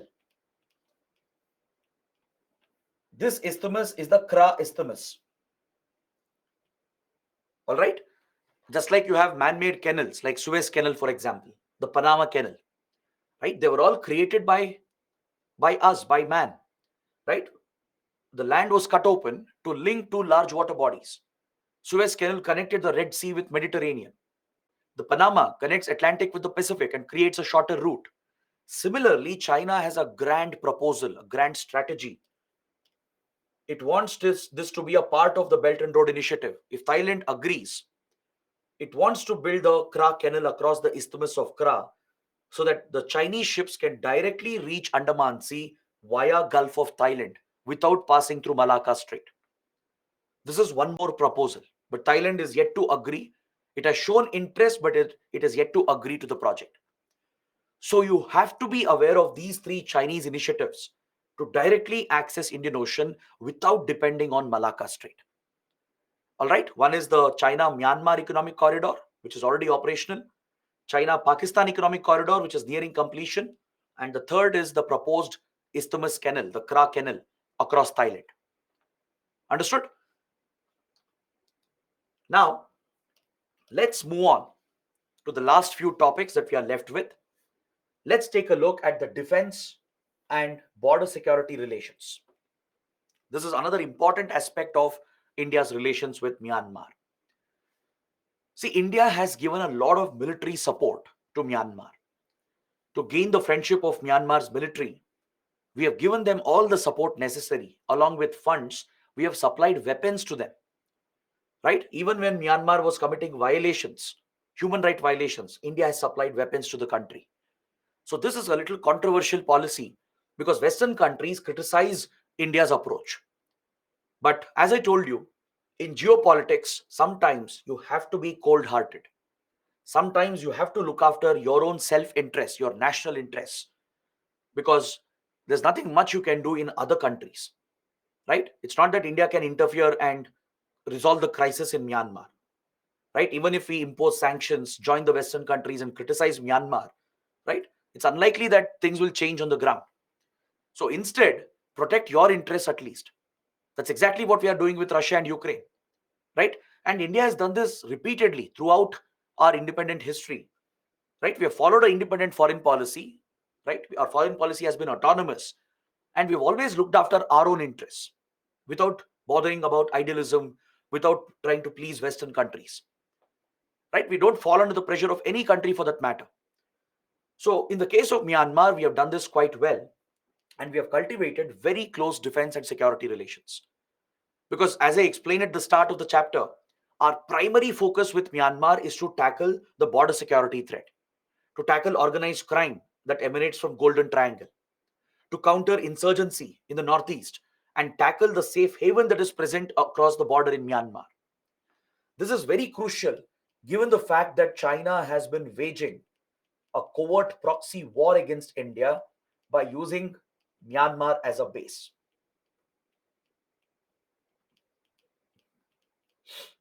Via Myanmar, China has extended support to Northeast insurgents. It has been doing this since the 1962 war, especially 1960s, 1970s, and 80s. China was giving a lot of support to Northeast insurgents in Myanmar, right? And off late, in the last 20 years as well, India has intelligence to believe that Chinese intelligence agencies are still funding and arming Northeast rebels who are hiding in Myanmar. Is that clear? So we conduct two important military exercises. Please remember the name: IMBAX and IMNEX. These are bilateral exercises between our armies and our navies. Is that clear? We have also helped Myanmar in conducting hydrographic survey in the Bay of Bengal. What's a hydrographic survey? Hydrographic survey is an underwater survey. You use sonar technology, right, to map out the terrain of the sea floor, to map the terrain of the sea floor. Because the sea floor is not flat.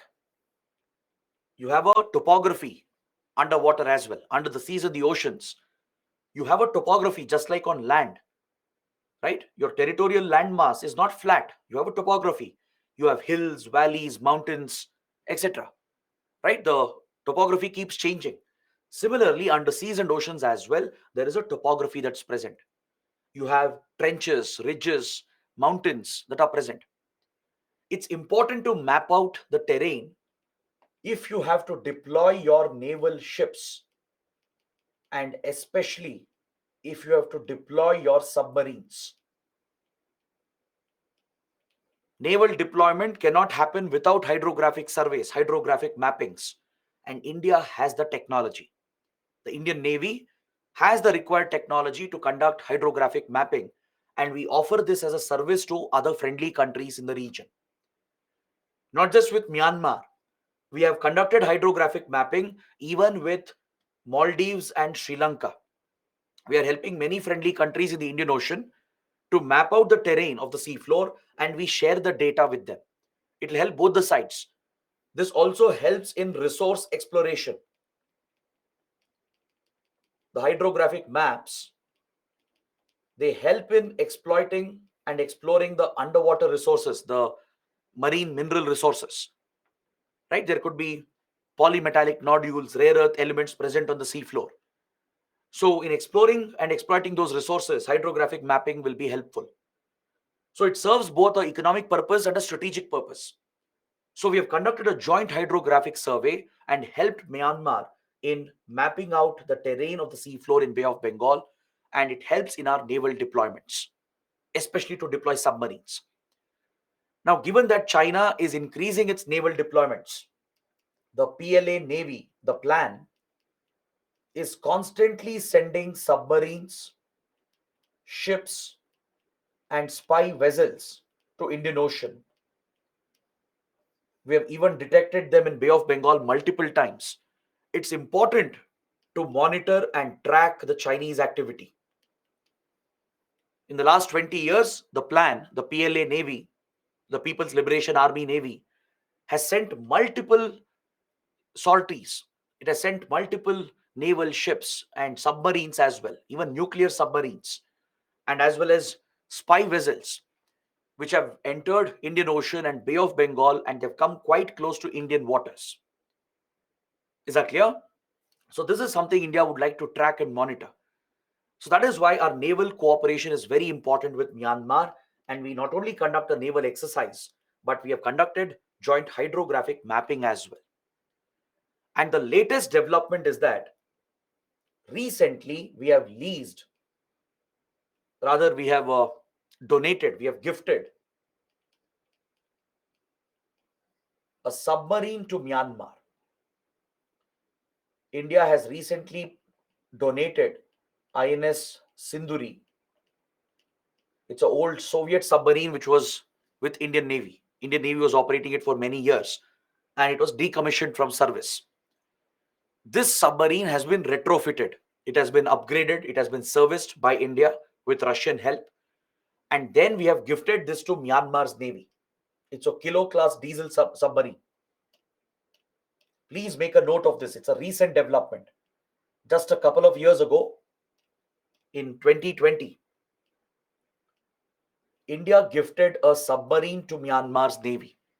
It's a Russian submarine, a kilo class diesel submarine, which was used by Indian Navy. It's an old one. We decommissioned it, got it serviced and retrofitted and upgraded from Russia, and then gifted this to Myanmar's Navy. So we are engaging in very strong naval diplomacy with Myanmar.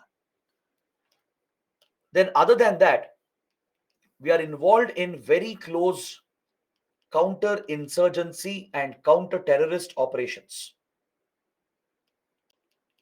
Counter-insurgency and counter-terrorist operations has been a priority. All right.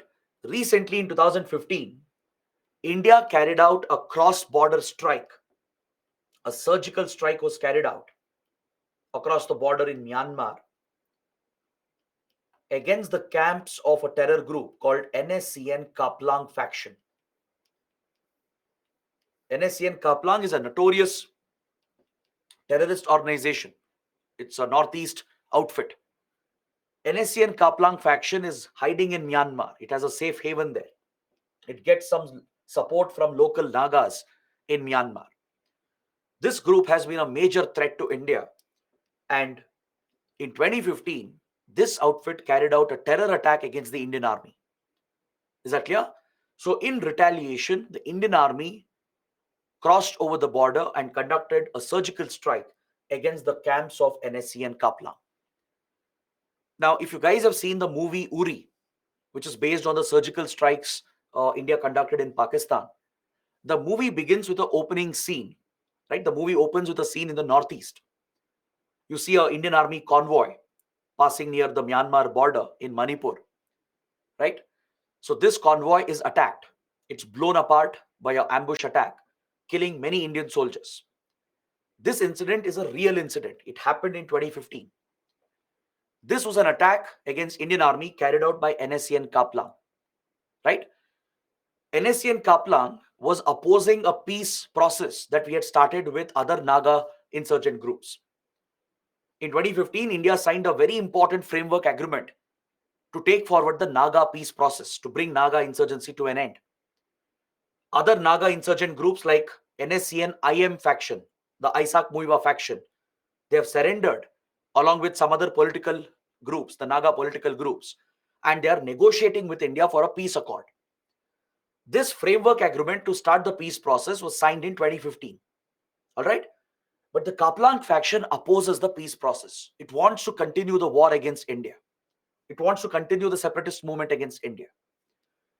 So, to oppose the peace process which was initiated, this outfit carried out a major attack against Indian army in 2015. In the Chandel Ukrul sector of Manipur, which is right next to Myanmar's border, an Indian army convoy was blown up by NSCN Kaplan terrorists. They came from across the border. Their camps are located in Myanmar. They infiltrated and carried out the attack, and they sneaked back into Myanmar. This was one of the biggest losses suffered by the Indian army in the northeast during peacetime. So, following this, India retaliated with a surgical strike to punish the Kaplan faction and to eliminate the safe haven for this outfit. The Indian army used its special forces, the para commandos, the para SF, and they were inserted across the border into Myanmar to strike the camps of NSC and Kaplan. Is that clear? It was a very successful operation.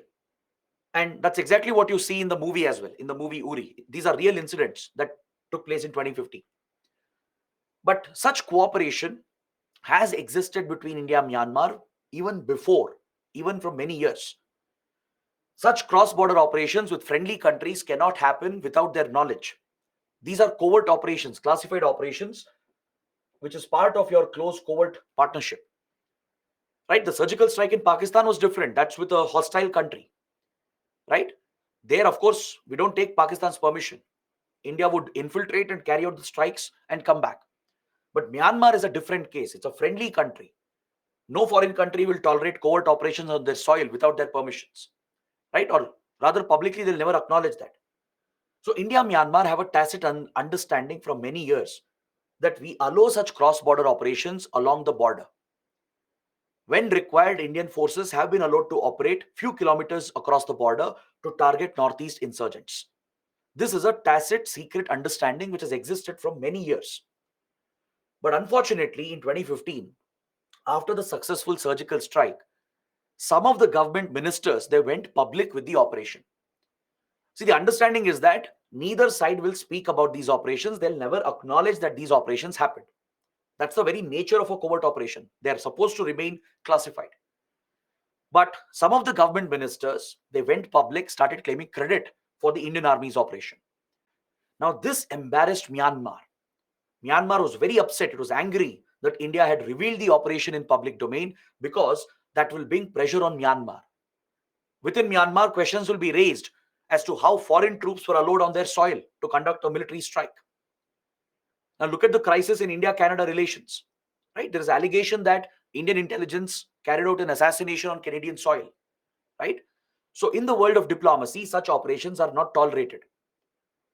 With friendly countries, there might be tacit understandings where such operations might be permitted, but the condition is that you maintain secrecy about those projects, about those missions. So India-Myanmar relations were disrupted after the surgical strike because India went public with the operation. Then top Indian officials and leaders visited Myanmar. India's foreign secretary, foreign minister, national security advisor, they visited Myanmar to repair the damage, to repair the relationship. Right? So we do have a close counterinsurgency, counter-terror cooperation where Myanmar has often allowed Indian troops to conduct precision strikes against the terror camps that are located along the border. Is that clear? So we have signed an agreement as well on border cooperation to deal with all the border threats. We share intelligence with each other. India's RAW and IB, they work closely with Myanmar's security agencies and share intelligence. The border guarding force also works closely with their counterparts on the other side. Any idea which is the border guarding force here from India? Which is the border guarding force India has deployed along the Myanmar border? Let's see how many of you can get this right. SSB, BSF, no. ITBP, no, wrong, incorrect. Some of them have got it right. Alenta, Kuraku, Nabin, Kishan, Abhishek, Nitesh. Very good. The correct answer is Assam Rifles. Assam Rifles is the Central Armed Police Force of the Home Ministry, which is the border guarding force along the Myanmar border. Assam Rifles is also involved in counter-insurgency operations along with Indian Army in the northeast. So Assam Rifles is deployed here to secure this porous border where you have multiple threats such as organized crime and infiltration of insurgents and terrorists. So we have very close security cooperation where our intelligence agencies, border guarding forces, and the armed forces they collaborate to tackle insurgency, terrorism, and organized crime. In fact, in 2019, we conducted a series of joint operations called Operation Sunrise 1 and Sunrise 2 to target some of the insurgents operating along the Mizo Myanmar border who were threatening the Kaladan project. Remember, we just discussed that Kaladan project has been targeted by some insurgent and criminal organizations that operate along Mizoram Myanmar border. They were responsible for the delay of the road project, which is part of Kaladan initiative. So in 2019, the Indian Army, along with Myanmar's army, conducted a joint operation from both the sides. Two phases of operations were conducted called Operation Sunrise 1 and Sunrise 2. It went on for several weeks where Indian Army and Myanmar's army targeted these insurgent and criminal organizations operating along the Mizoram Myanmar border. They were seen as a major threat for both the countries. So this is the kind of close security cooperation we have with Myanmar. We have even supplied weapons in the past. Is that clear? We have funded Myanmar's military modernization as well. So that is the defense and security ties we have with Myanmar. So this explains how influential India also is in Myanmar. That's why I told you after China, India is one of the most influential countries. Russia is also very influential, mainly because Russia provides diplomatic and military support. A lot of weapons and defense equipment that Myanmar has, it's of Russian origin. From fighter jets to helicopters to other platforms, most of them are from Russia. So Russia also is very influential, and India also remains very influential along with China and Russia. Is that clear? So this almost brings my discussion to an end. We have just the last topic. After that, a small mention of cultural ties, and then we can close this chapter for today. Let's discuss the Rohingya crisis in detail. This is another major issue, a major topic which affects India as well and affects the entire region. So we should understand what is the Rohingya crisis all about. We should know who are the Rohingyas, where are they present, what has happened to them, right? What is the extent of the crisis and how does it impact India? And what has been India's policy with regard to the Rohingya crisis? So there are various points to discuss and cover. Let's cover this in complete detail. So Rohingyas are essentially ethnic Muslim minorities. It's an ethnic Muslim minority group which historically belongs to the Chittagong Cox Bazar area. Historically, Rohingyas are from this region, which is today part of Bangladesh. Let's say you go back 300 years, right? 250 to 300 years back. So then the Rohingya Muslims were found in the Chittagong Cox Bazar area, which I have marked here. Today, these areas are part of Bangladesh, meaning it was part of East Pakistan as well. So when India, Pakistan were created following independence from British rule, right? Chittagong and Cox Bazar were part of East Pakistan. After the liberation of Bangladesh, these territories passed on to Bangladesh. All right. So historically, the community is from here, from the Chittagong Cox Bazar area.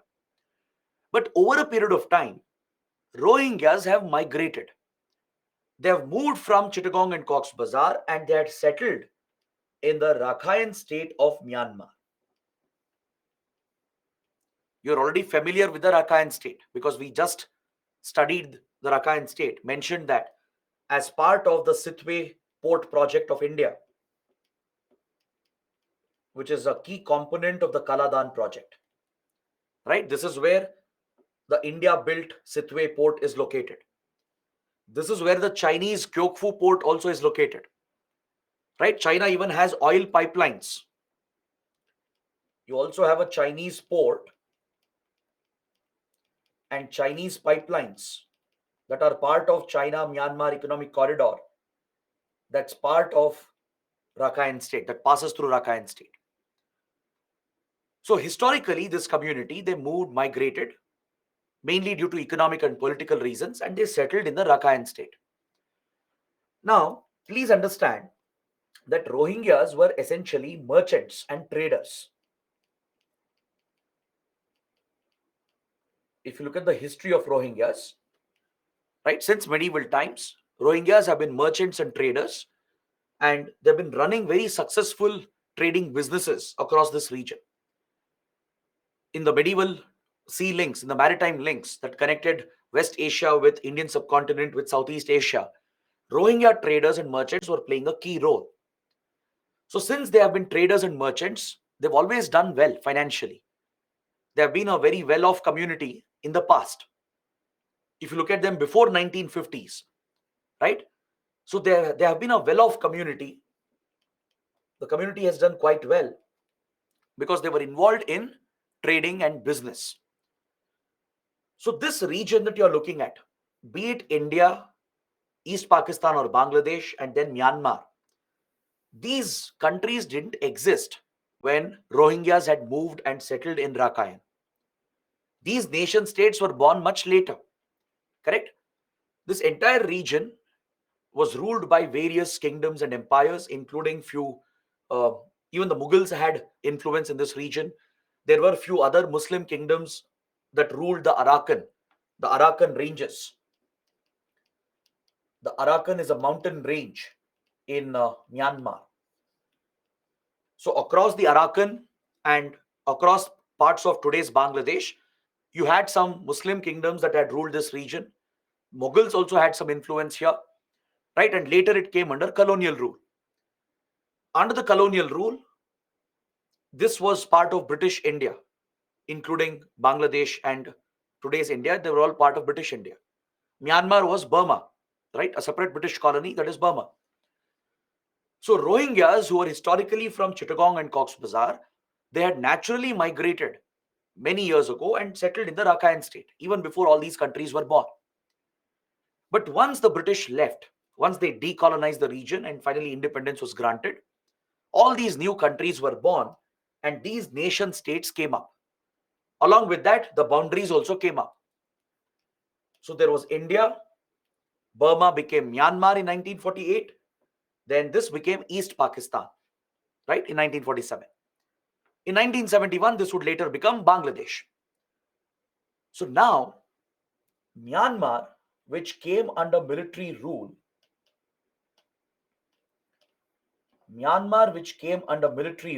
in 1962,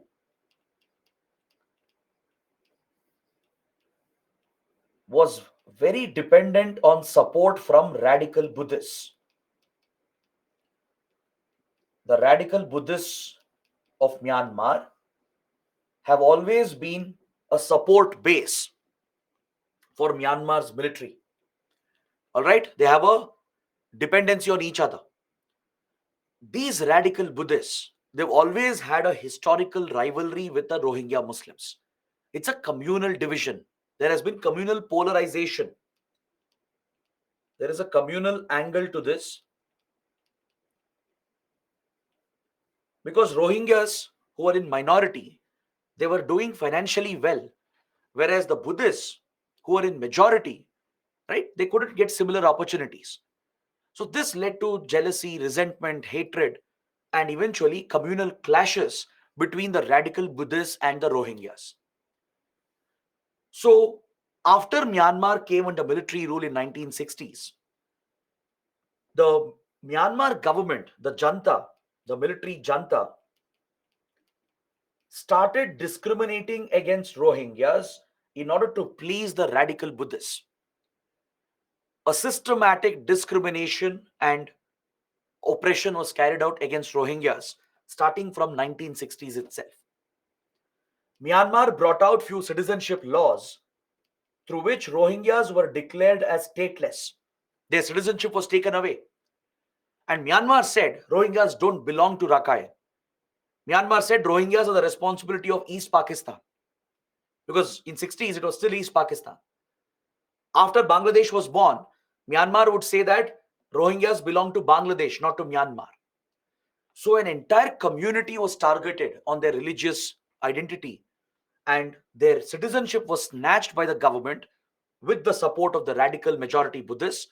And this began a series of events that would discriminate, oppress, and persecute the Rohingya Muslim minorities. Is that clear? So Myanmar would ask the Rohingyas to go back to Chittagong and Cox's Bazar, to go back to Bangladesh or East Pakistan. So once the citizenship was taken away, they became easy targets.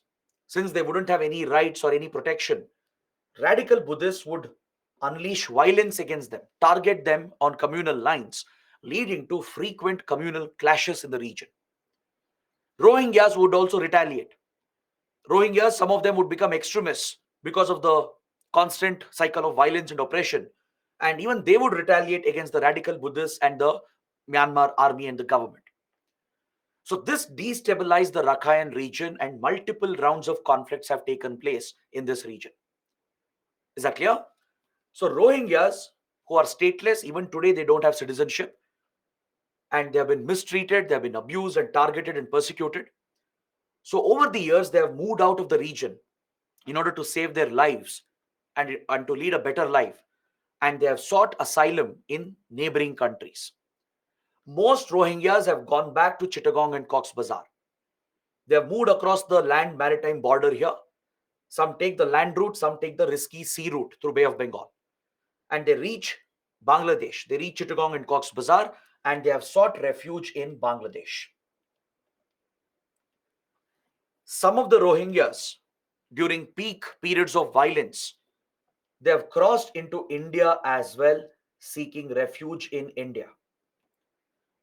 Many others have taken the risky sea route to Malaysia and Thailand, hoping they will get refuge in those Southeast Asian countries. So even Malaysia and Thailand have received Rohingya refugees over the last many years. Is that clear? So this issue has been persisting from 1960s till date.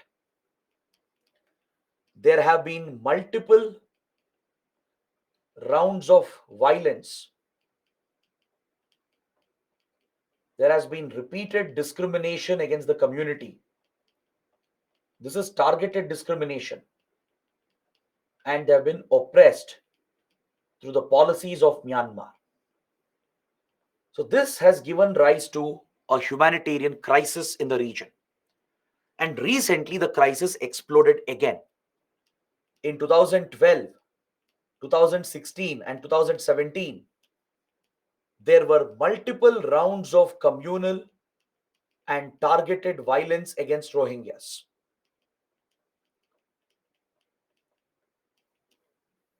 Is that clear? Large scale violence was unleashed recently, just a few years ago, that triggered a massive refugee crisis where lakhs of Rohingyas fled the region. The radical Buddhists, they targeted the Rohingyas again. Communal riots broke out between them. All right. And some of the radical Rohingyas, right, who see that they should take revenge against the Buddhists and the Myanmar government because of the atrocities they have committed. Some of these radicals have set up a terror outfit called ARSA. They have set up a terrorist organization to counter the radical Buddhists and Myanmar's army and government and to protect the Rohingya community. And they have taken up terrorism, and they justify terrorism and violence in the name of self-protection. Some of these extremists, they have this terror outfit called ARSA, Arakan Rohingya Salvation Army. Is that clear? This terror outfit started attacking the Buddhists. It carried out attacks at Buddhist temples. It attacked the Myanmar army as well in 2015, 2016. Following these terror attacks, Myanmar army used this as an excuse and it launched a major counter-terror operation in Rakhine. And in the name of counter-terrorist operation, in the name of targeting ARSA, the army committed a brutal atrocity, which is even labeled as a genocide against the Rohingyas. Lakhs of Rohingyas were killed and slaughtered in these so-called counter-terror operations. Many villages were targeted, right? Even women, children were not spared. And this violence went on for several weeks. The region was cut off for foreign media so that no one can report about it. But satellite images have shown the scale of damage and destruction that Myanmar's army and radical Buddhists have caused in the Rohingya inhabited region. So the remaining Rohingyas, they fled for their lives, and there was a mass refugee movement where lakhs of Rohingyas, they fled from here. They tried going to Bangladesh, India, Thailand, and Malaysia again.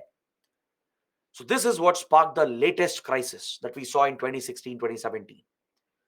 So this is nothing short of a humanitarian crisis created by Myanmar.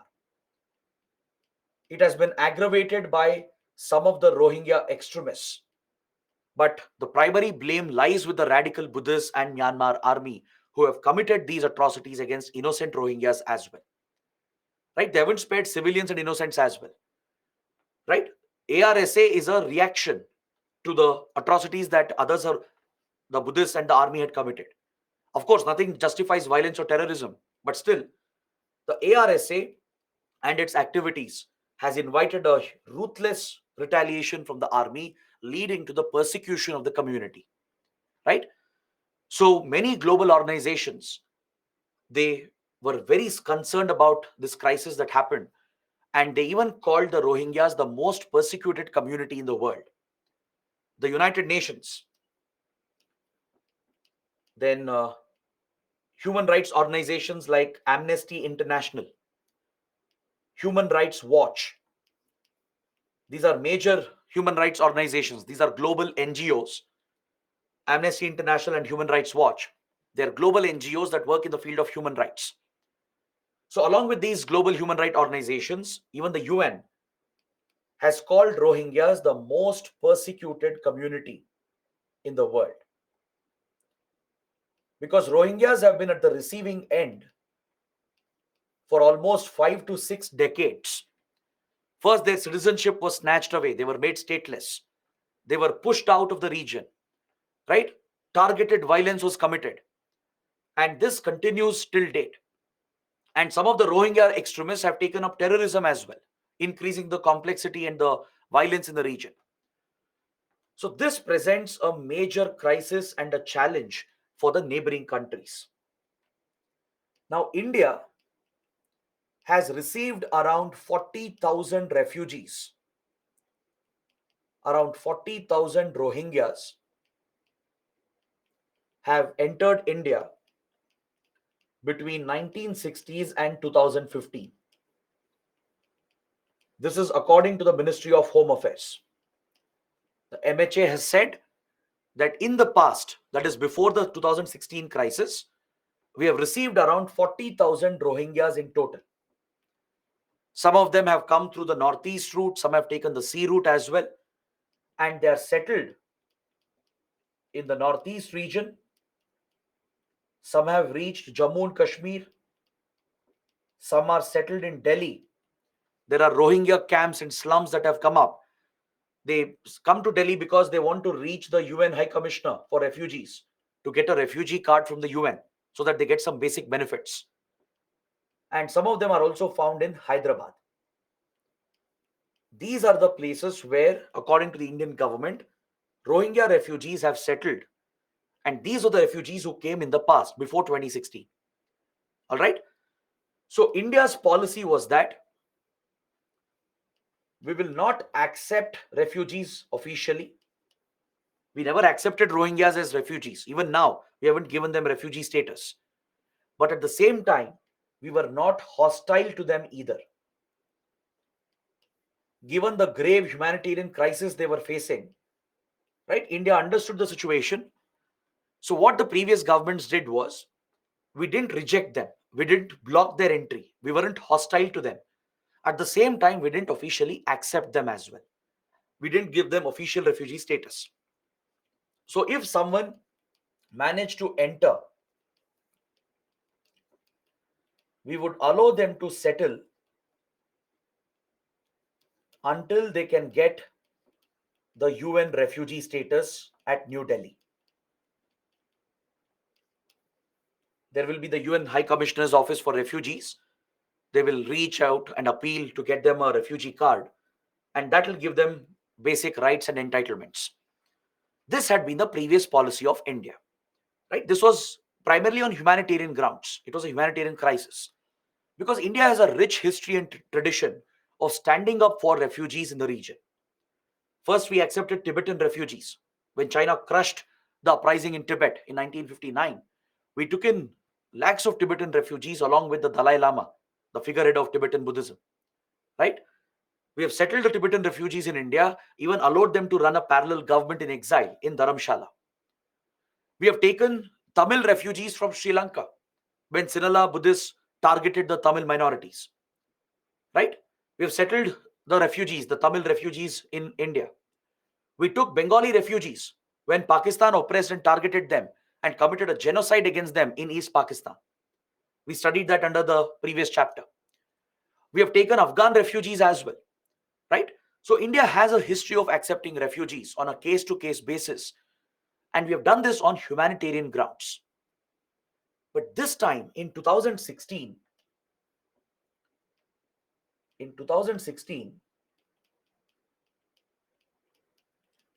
the Modi government reversed this policy and adopted a hostile approach to Rohingya refugees. When the latest crisis happened, when the Myanmar army launched this so-called counter-terrorist operation against ARSA, and in the name of targeting ARSA terrorists, the army attacked entire villages, killing civilians as well. That is what sparked the latest crisis, triggering lakhs of refugees to move out. So at this point, when Bangladesh was receiving thousands of refugees, they were trying to enter India as well. The Modi government said that India is not going to accept Rohingyas. We are not going to accept them. We are going to block their entry. And we also said that we'll identify the existing refugees and we will deport them back to their country. This was the stated policy of the Modi government. It was a reversal of the previous position. Now, this created a big controversy, right? And there are two sides to this argument. This hostile approach of India was heavily criticized by the UN and global human rights organizations as it was placing the Rohingya refugees at risk. It was criticized even by the Supreme Court, the National Human Rights Commission, and by several activists in the country as well. Is that clear? But the Modi government justified the policy. And on the other side, there was a lot of criticism against this policy. So let's examine this. Let's look at both sides of the argument for having a balanced debate. See, there was a case filed at the Supreme Court after India blocked the entry of Rohingyas. India said we are not going to allow them to enter as well. Previously, we weren't doing that.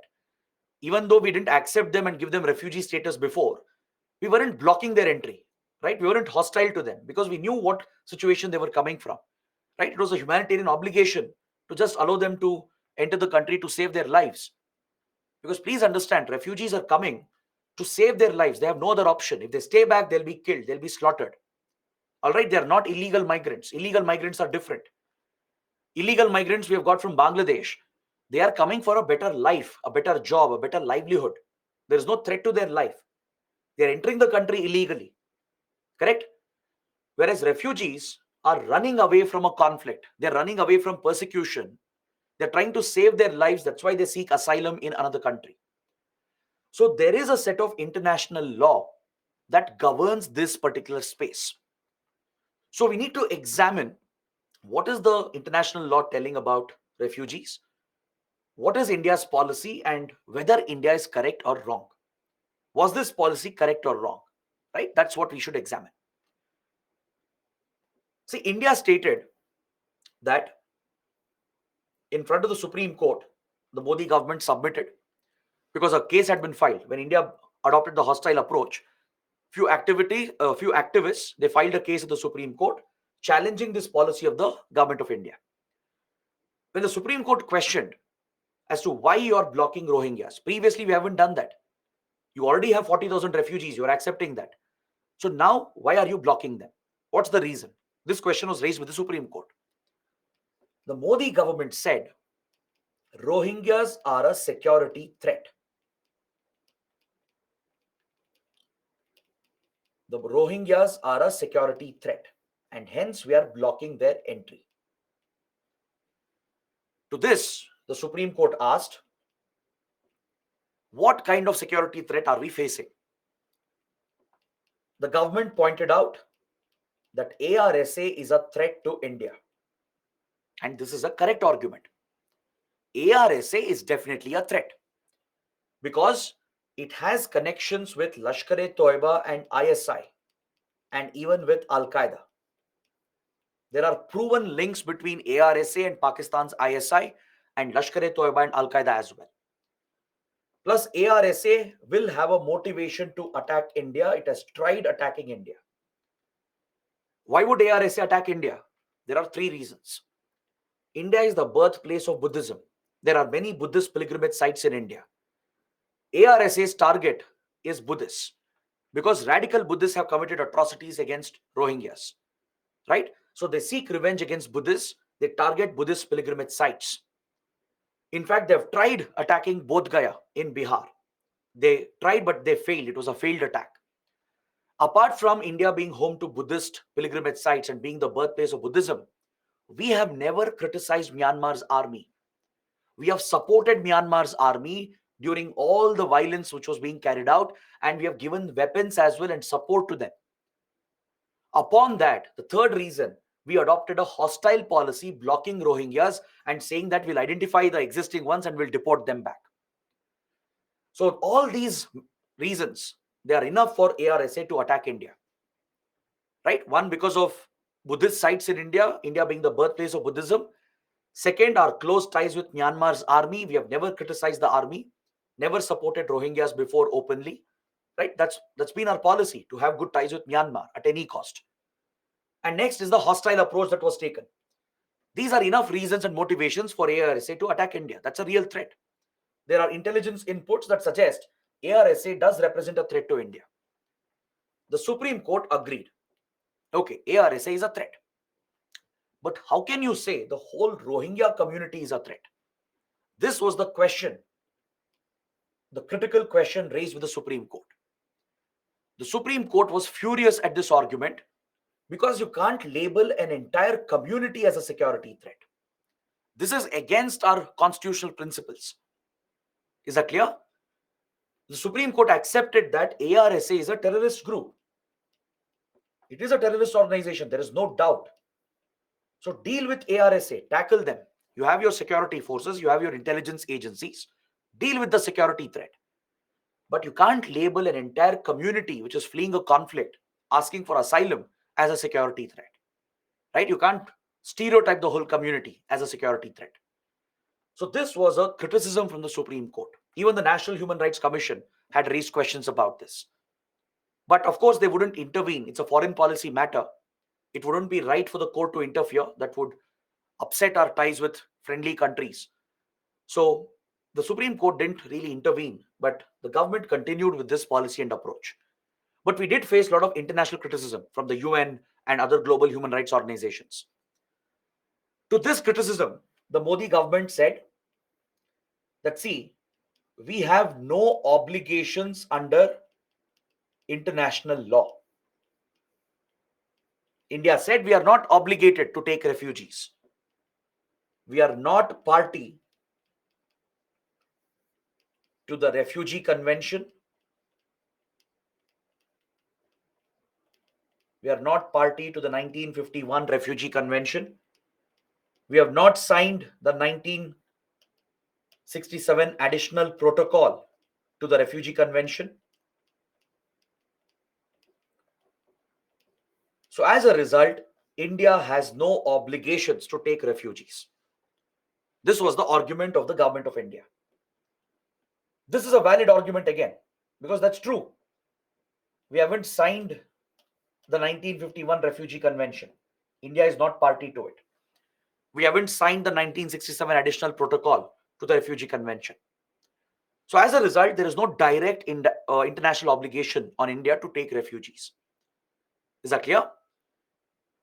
Now, why hasn't India signed the Refugee Convention and the Additional Protocol? That's another story altogether. Because this Refugee Convention was introduced after the Second World War to deal with European refugees alone. It was brought out in the European context to deal with refugees of the World War. This would never apply for countries like India. The challenge is, if you sign the convention, you're going to take some obligations. You have to provide some basic rights to refugees, and it also places certain duties on refugees on how they should behave. Because see, taking in refugees on one hand is a humanitarian commitment. On humanitarian grounds, you're trying to save lives, because these are people who are running away to save their lives from conflict zones. On the other hand, taking refugees beyond your capacity will become an economic and social burden. We mentioned and studied this under Bangladesh as well, when we discussed liberation of Bangladesh war and the genocide against Bengalis. Right? We spoke about the 10 million Bengali refugees received by India. We took them in on humanitarian grounds, but dealing with them, taking care of them, giving them basic necessities became an economic challenge for India. Right? It became a burden on India. It leads to social consequences as well. So India didn't want to take up this burden as an obligation, because the convention was more suited in the European context. Right? Initially, that was the case. Later, Refugee Convention was expanded to cover the whole world, to cover all countries, all refugees, through the Additional Protocol, the 1967 Additional Protocol. But still, India took a call that we shouldn't sign this, because we shouldn't be under any obligations to take refugees and provide basic rights to them. India has left this to the discretion of the government. We decide this on a case-to-case basis. Because even without any such international obligation, we have already taken the right stand. We have taken multiple refugees, as I explained. Right? Even without being part of these conventions, we have taken Tibetan refugees, Tamil refugees, Bengali refugees, Afghan refugees. We have dealt with it on a case-to-case basis. This has always been India's approach. Whenever the crisis comes up, whenever there is a refugee flow, we'll decide the policy on a case-to-case basis. That has been the approach of India. We didn't want to sign Refugee Convention, as it was largely meant for the European context to deal with World War II refugees. Plus, India realized we are in a difficult neighborhood. Right? We're in South Asia, where all our neighbors are destabilized. Every crisis will push refugees into India. And tomorrow, if you sign the convention, right, even though it was later expanded to cover all countries through Additional Protocol of 1967, problem is, if we sign these two agreements, it will become an obligation on India to take all refugees. Tomorrow, there might be a crisis in Pakistan. Refugees might flow into India.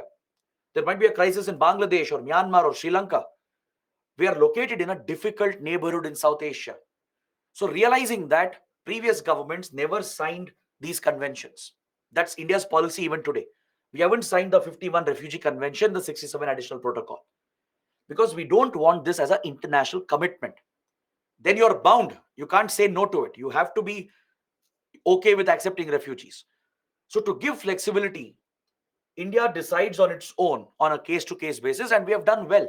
We have taken refugees whenever the crisis has come, but on our own terms, instead of being obligated by these conventions. All right. So, in this regard, the Modi government is not wrong. We don't have international obligations here. We are not party to Refugee Convention and additional protocol to the Refugee Convention. But, however, the other argument is that India does have an obligation to the UN Charter, to the Universal Declaration on Human Rights, and to our own constitution. This provides a legal basis for India to accept refugees. Taking refugees is a humanitarian obligation. It's seen as part of customary law as well. The UN Charter commits all UN members to act on humanitarian grounds to help people who are facing crisis situations. The Universal Declaration on Human Rights, we have signed it, we are party to it, we have ratified it. It obligates governments to protect human rights, not just of your citizens, even that of foreigners. The Constitution, right, if you look at the preamble, the fundamental rights, they do provide this approach where the government is directed to protect human life. You look at Article 21 that provides right to life. Right to life is not just for Indian citizens, it applies to foreigners as well. Right? Life can be taken by the government only under procedure established by law. The right to life applies for everyone, not just for citizens of the country, even for foreigners, even for refugees. So if refugees are trying to save their lives, if they're running away from a conflict, entering your country asking asylum, it becomes a constitutional commitment in a way to protect them, right? And a global humanitarian obligation as well. But what is really worthy of criticism here is the public stand that India will deport them. See, this matter at the end of the day is a sovereign decision of the government. Whether you support it, whether you criticize it, doesn't matter at the end. The government will decide. The government has full discretion here, right? Based on various inputs, the government would have taken the right call. But one approach which comes for criticism, which also violates international law, is the stand that we took that we will identify the existing Rohingyas and will deport them back to Myanmar. This you cannot do. No country can deport refugees back to the place where they can face violence. This violates an international principle, a customary law called the principle of non-refoulement.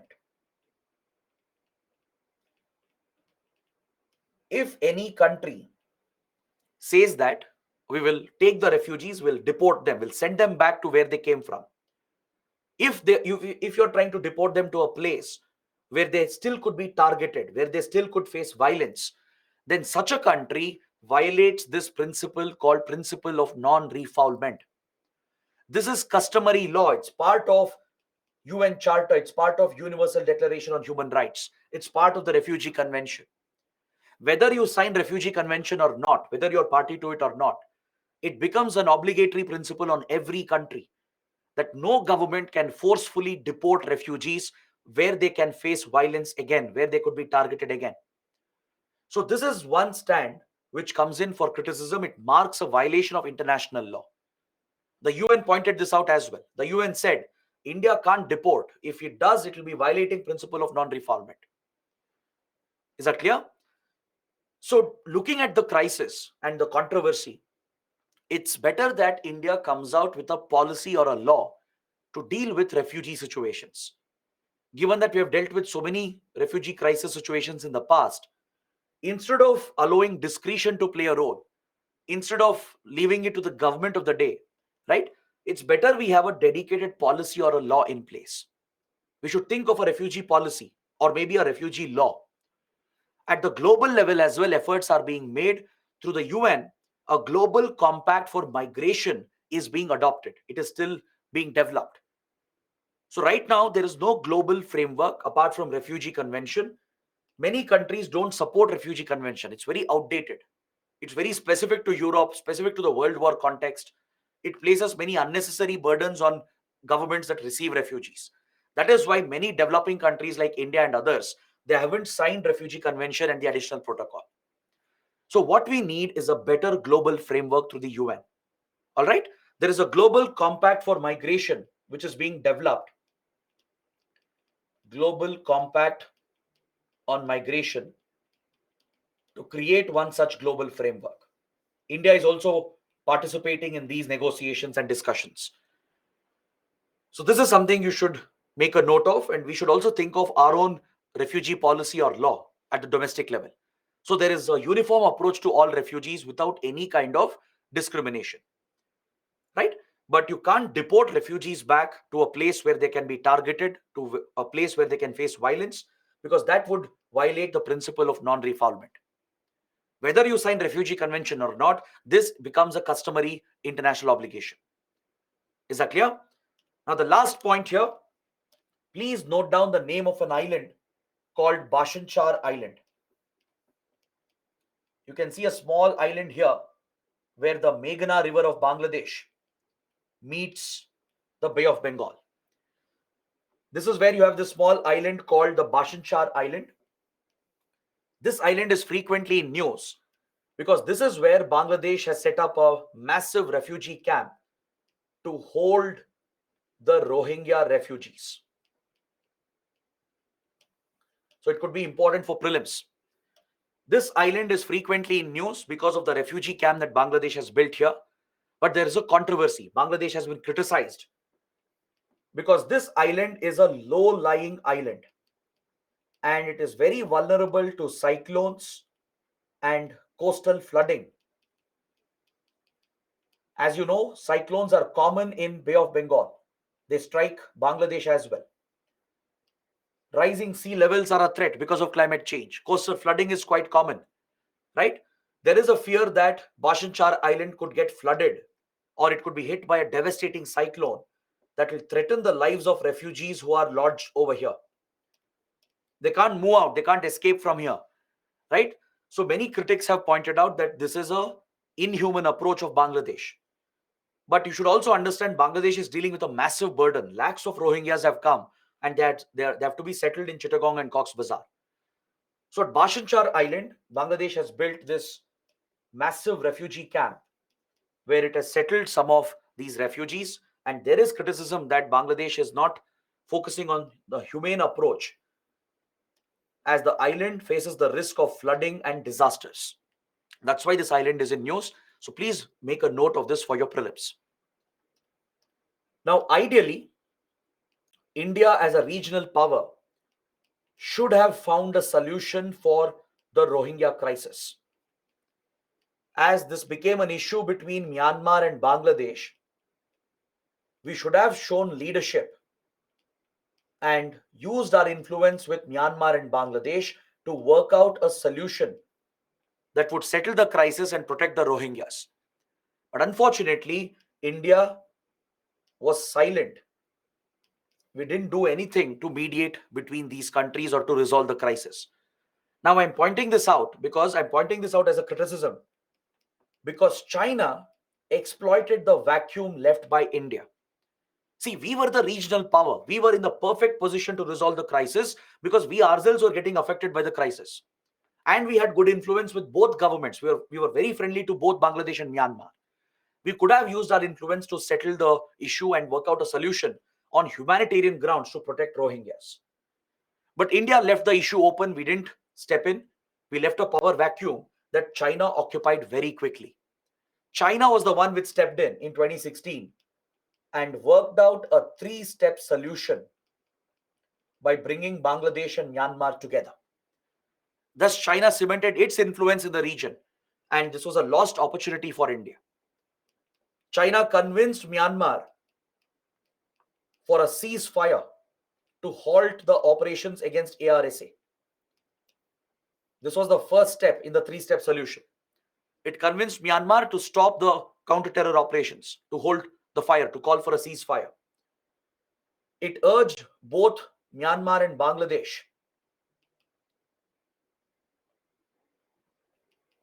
to protect and safeguard the Rohingyas, and it promised international support It promised that it will use its global influence to get international support through funds which can be used by these countries to help the Rohingyas. That was the three-step solution that China worked out, whereas India was missing in action. So this is seen as a lost opportunity by strategic experts. If we are a regional global power, we have to cement that position by resolving such crisis situations. But we instead moved out of the situation. We got more preoccupied with the hostile approach that it attracted criticism and controversy as well. And the power vacuum left by India was occupied by China, and China mediated between Bangladesh and Myanmar and worked out a three-step solution. That is why the conflict came down. Myanmar army agreed to a ceasefire. The ceasefire has been maintained till now. It ended the operations against ARSA. Both countries have settled the Rohingya population on both the sides, and international support was promised by China. Funding, donations from others was promised from China. So that is how China has cemented its influence and position. Coming to the last point, the Buddhist Circuit Initiative, we have already discussed it, but I just want you to make a note. As part of our cultural soft power diplomacy, we are promoting this initiative, and Myanmar is a key focus country as it's a Buddhist majority nation. 80% of Burmese population, they are Buddhists. Is that clear? It's a Buddhist majority country. So we are leveraging our Buddhist heritage, promoting our Buddhist influence as part of this cultural initiative. And Myanmar is also a focus country along with all the other Asian countries. So these are the major topics that you have to be familiar with as far as India-Myanmar relations are concerned. So this completes module number 4. We have had a very good discussion today. We have completed the whole chapter along with many related topics. So let's wrap up the discussion for today. Let's look at some questions and doubts and then end the session. Tomorrow, we'll be starting with module 5. A very big topic, very important topic, that is India-Pakistan relations. So don't miss the class tomorrow. Please attend at any cost. All right. Now, just stay with me for a few minutes. I'll take a look at your questions and doubts.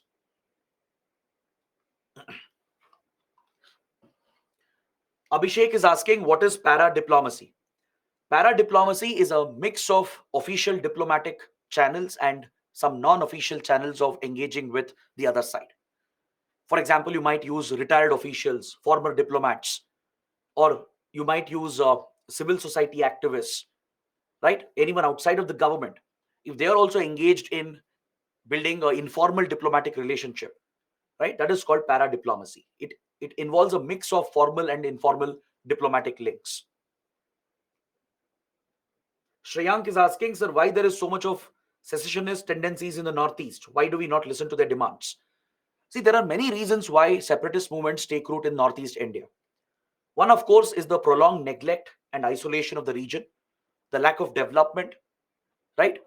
And there are intertribal rivalries as well, like you see in Manipur between Metis and Kukis, right? Between different ethnic groups and native indigenous communities, there are inter-group rivalries. This also drives insurgency in the region. And also, in general, some of the ethnic groups like Nagas, for example, they have felt a disconnect with India from the beginning. Even prior to independence, they had expressed their demands to remain independent of India. But as they were merged with India, eventually with the Union of India, they felt it was a forceful merger. And they have resisted and opposed this. And that's one more reason why separatist movements thrive in Northeast India. Plus, there was a problem of illegal migration from Bangladesh. The large-scale influx of illegal migrants, which we studied in the previous chapter, triggered insurgencies in Assam and Tripura in 1970s. Because the native communities, the Assamese and Tripuris, they felt threatened by the illegal migrants coming from Bangladesh. They were threatened by the Bengali illegal migrants. So as an opposition to illegal migration, insurgency took root in Assam and Tripura. So like this, there are different reasons, right? Very complex reasons in Northeast. There are political, economic, and socio-cultural reasons that are responsible for so many separatist movements in the Northeast.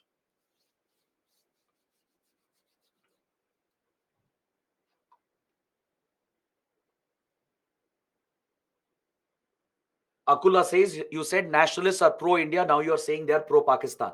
I think Akula is referring to Bangladesh Nationalist Party. See, don't confuse Bangladesh Nationalist Party with the nationalists of Bangladesh. Both are different. Just because the word nationalist is there in BNP doesn't mean they are the nationalists. BNP is a pro-Pakistan party. It has constantly been against Indian interests. All right. Whereas when we say nationalists of Bangladesh, we are referring to those elements who support the liberation war, those elements who believe in secular traditions, right? Such as Awami League, for example. They are the nationalists who fought for the independence of Bangladesh. They are pro India. Is that clear?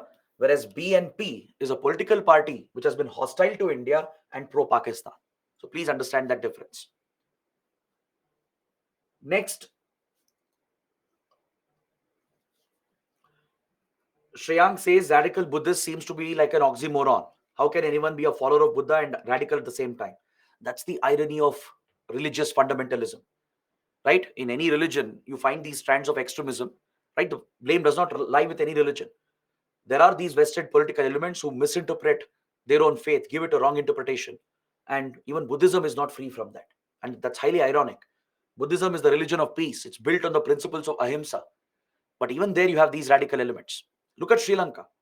It was radical Sinhala Buddhists who targeted the Tamil minorities, right? So religious fundamentalism exists in every religion. There are these strands where these extremist elements, they misuse their faith, they misuse their religion, give it a wrong interpretation for their own selfish political interests. You'll study more about this in internal security. What are the reasons for so many military rules in so many countries? Neha is asking. See, military rules is usually a feature of developing or underdeveloped nations, right? Especially in underdeveloped countries where there is a lot of economic, social crisis. That is where these militaries become power hungry. They throw out governments. They start interfering in politics, right? And they take over power as well. You look at Africa. Africa is a classic example. In the last 4 years itself, there have been more than, I think, 15 military coups from Sudan to Niger to Mali. There are multiple African countries where the military has taken over again, right? So these are features of chaotic countries, underdeveloped, backward countries where there is a lot of corruption, poor economic progress, backwardness, right? That is where the military gets an opportunity to enter into politics, and they directly play a role in the power structures. So they throw out governments every now and then and capture power. Kamlesh is asking, can India play the role of a mediator in Myanmar? No, it won't be ideal for India. As I told you, that would be seen as India's interference. If you were to meddle with Myanmar's internal issues, Myanmar's army will retaliate against India. So India wouldn't do that.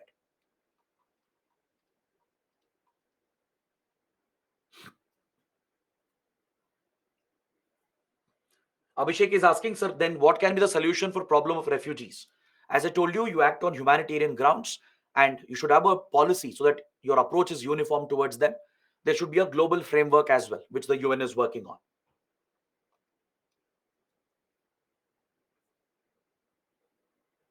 Why India has never faced a military coup? Shubhajit is asking. That's because our armed forces are extremely professional, right? They are apolitical. They don't get involved in politics, right? We are a civilian democracy, elected democracy, where the civilian government has complete authority over the armed forces, and the armed forces have fully accepted that constitutional obligation.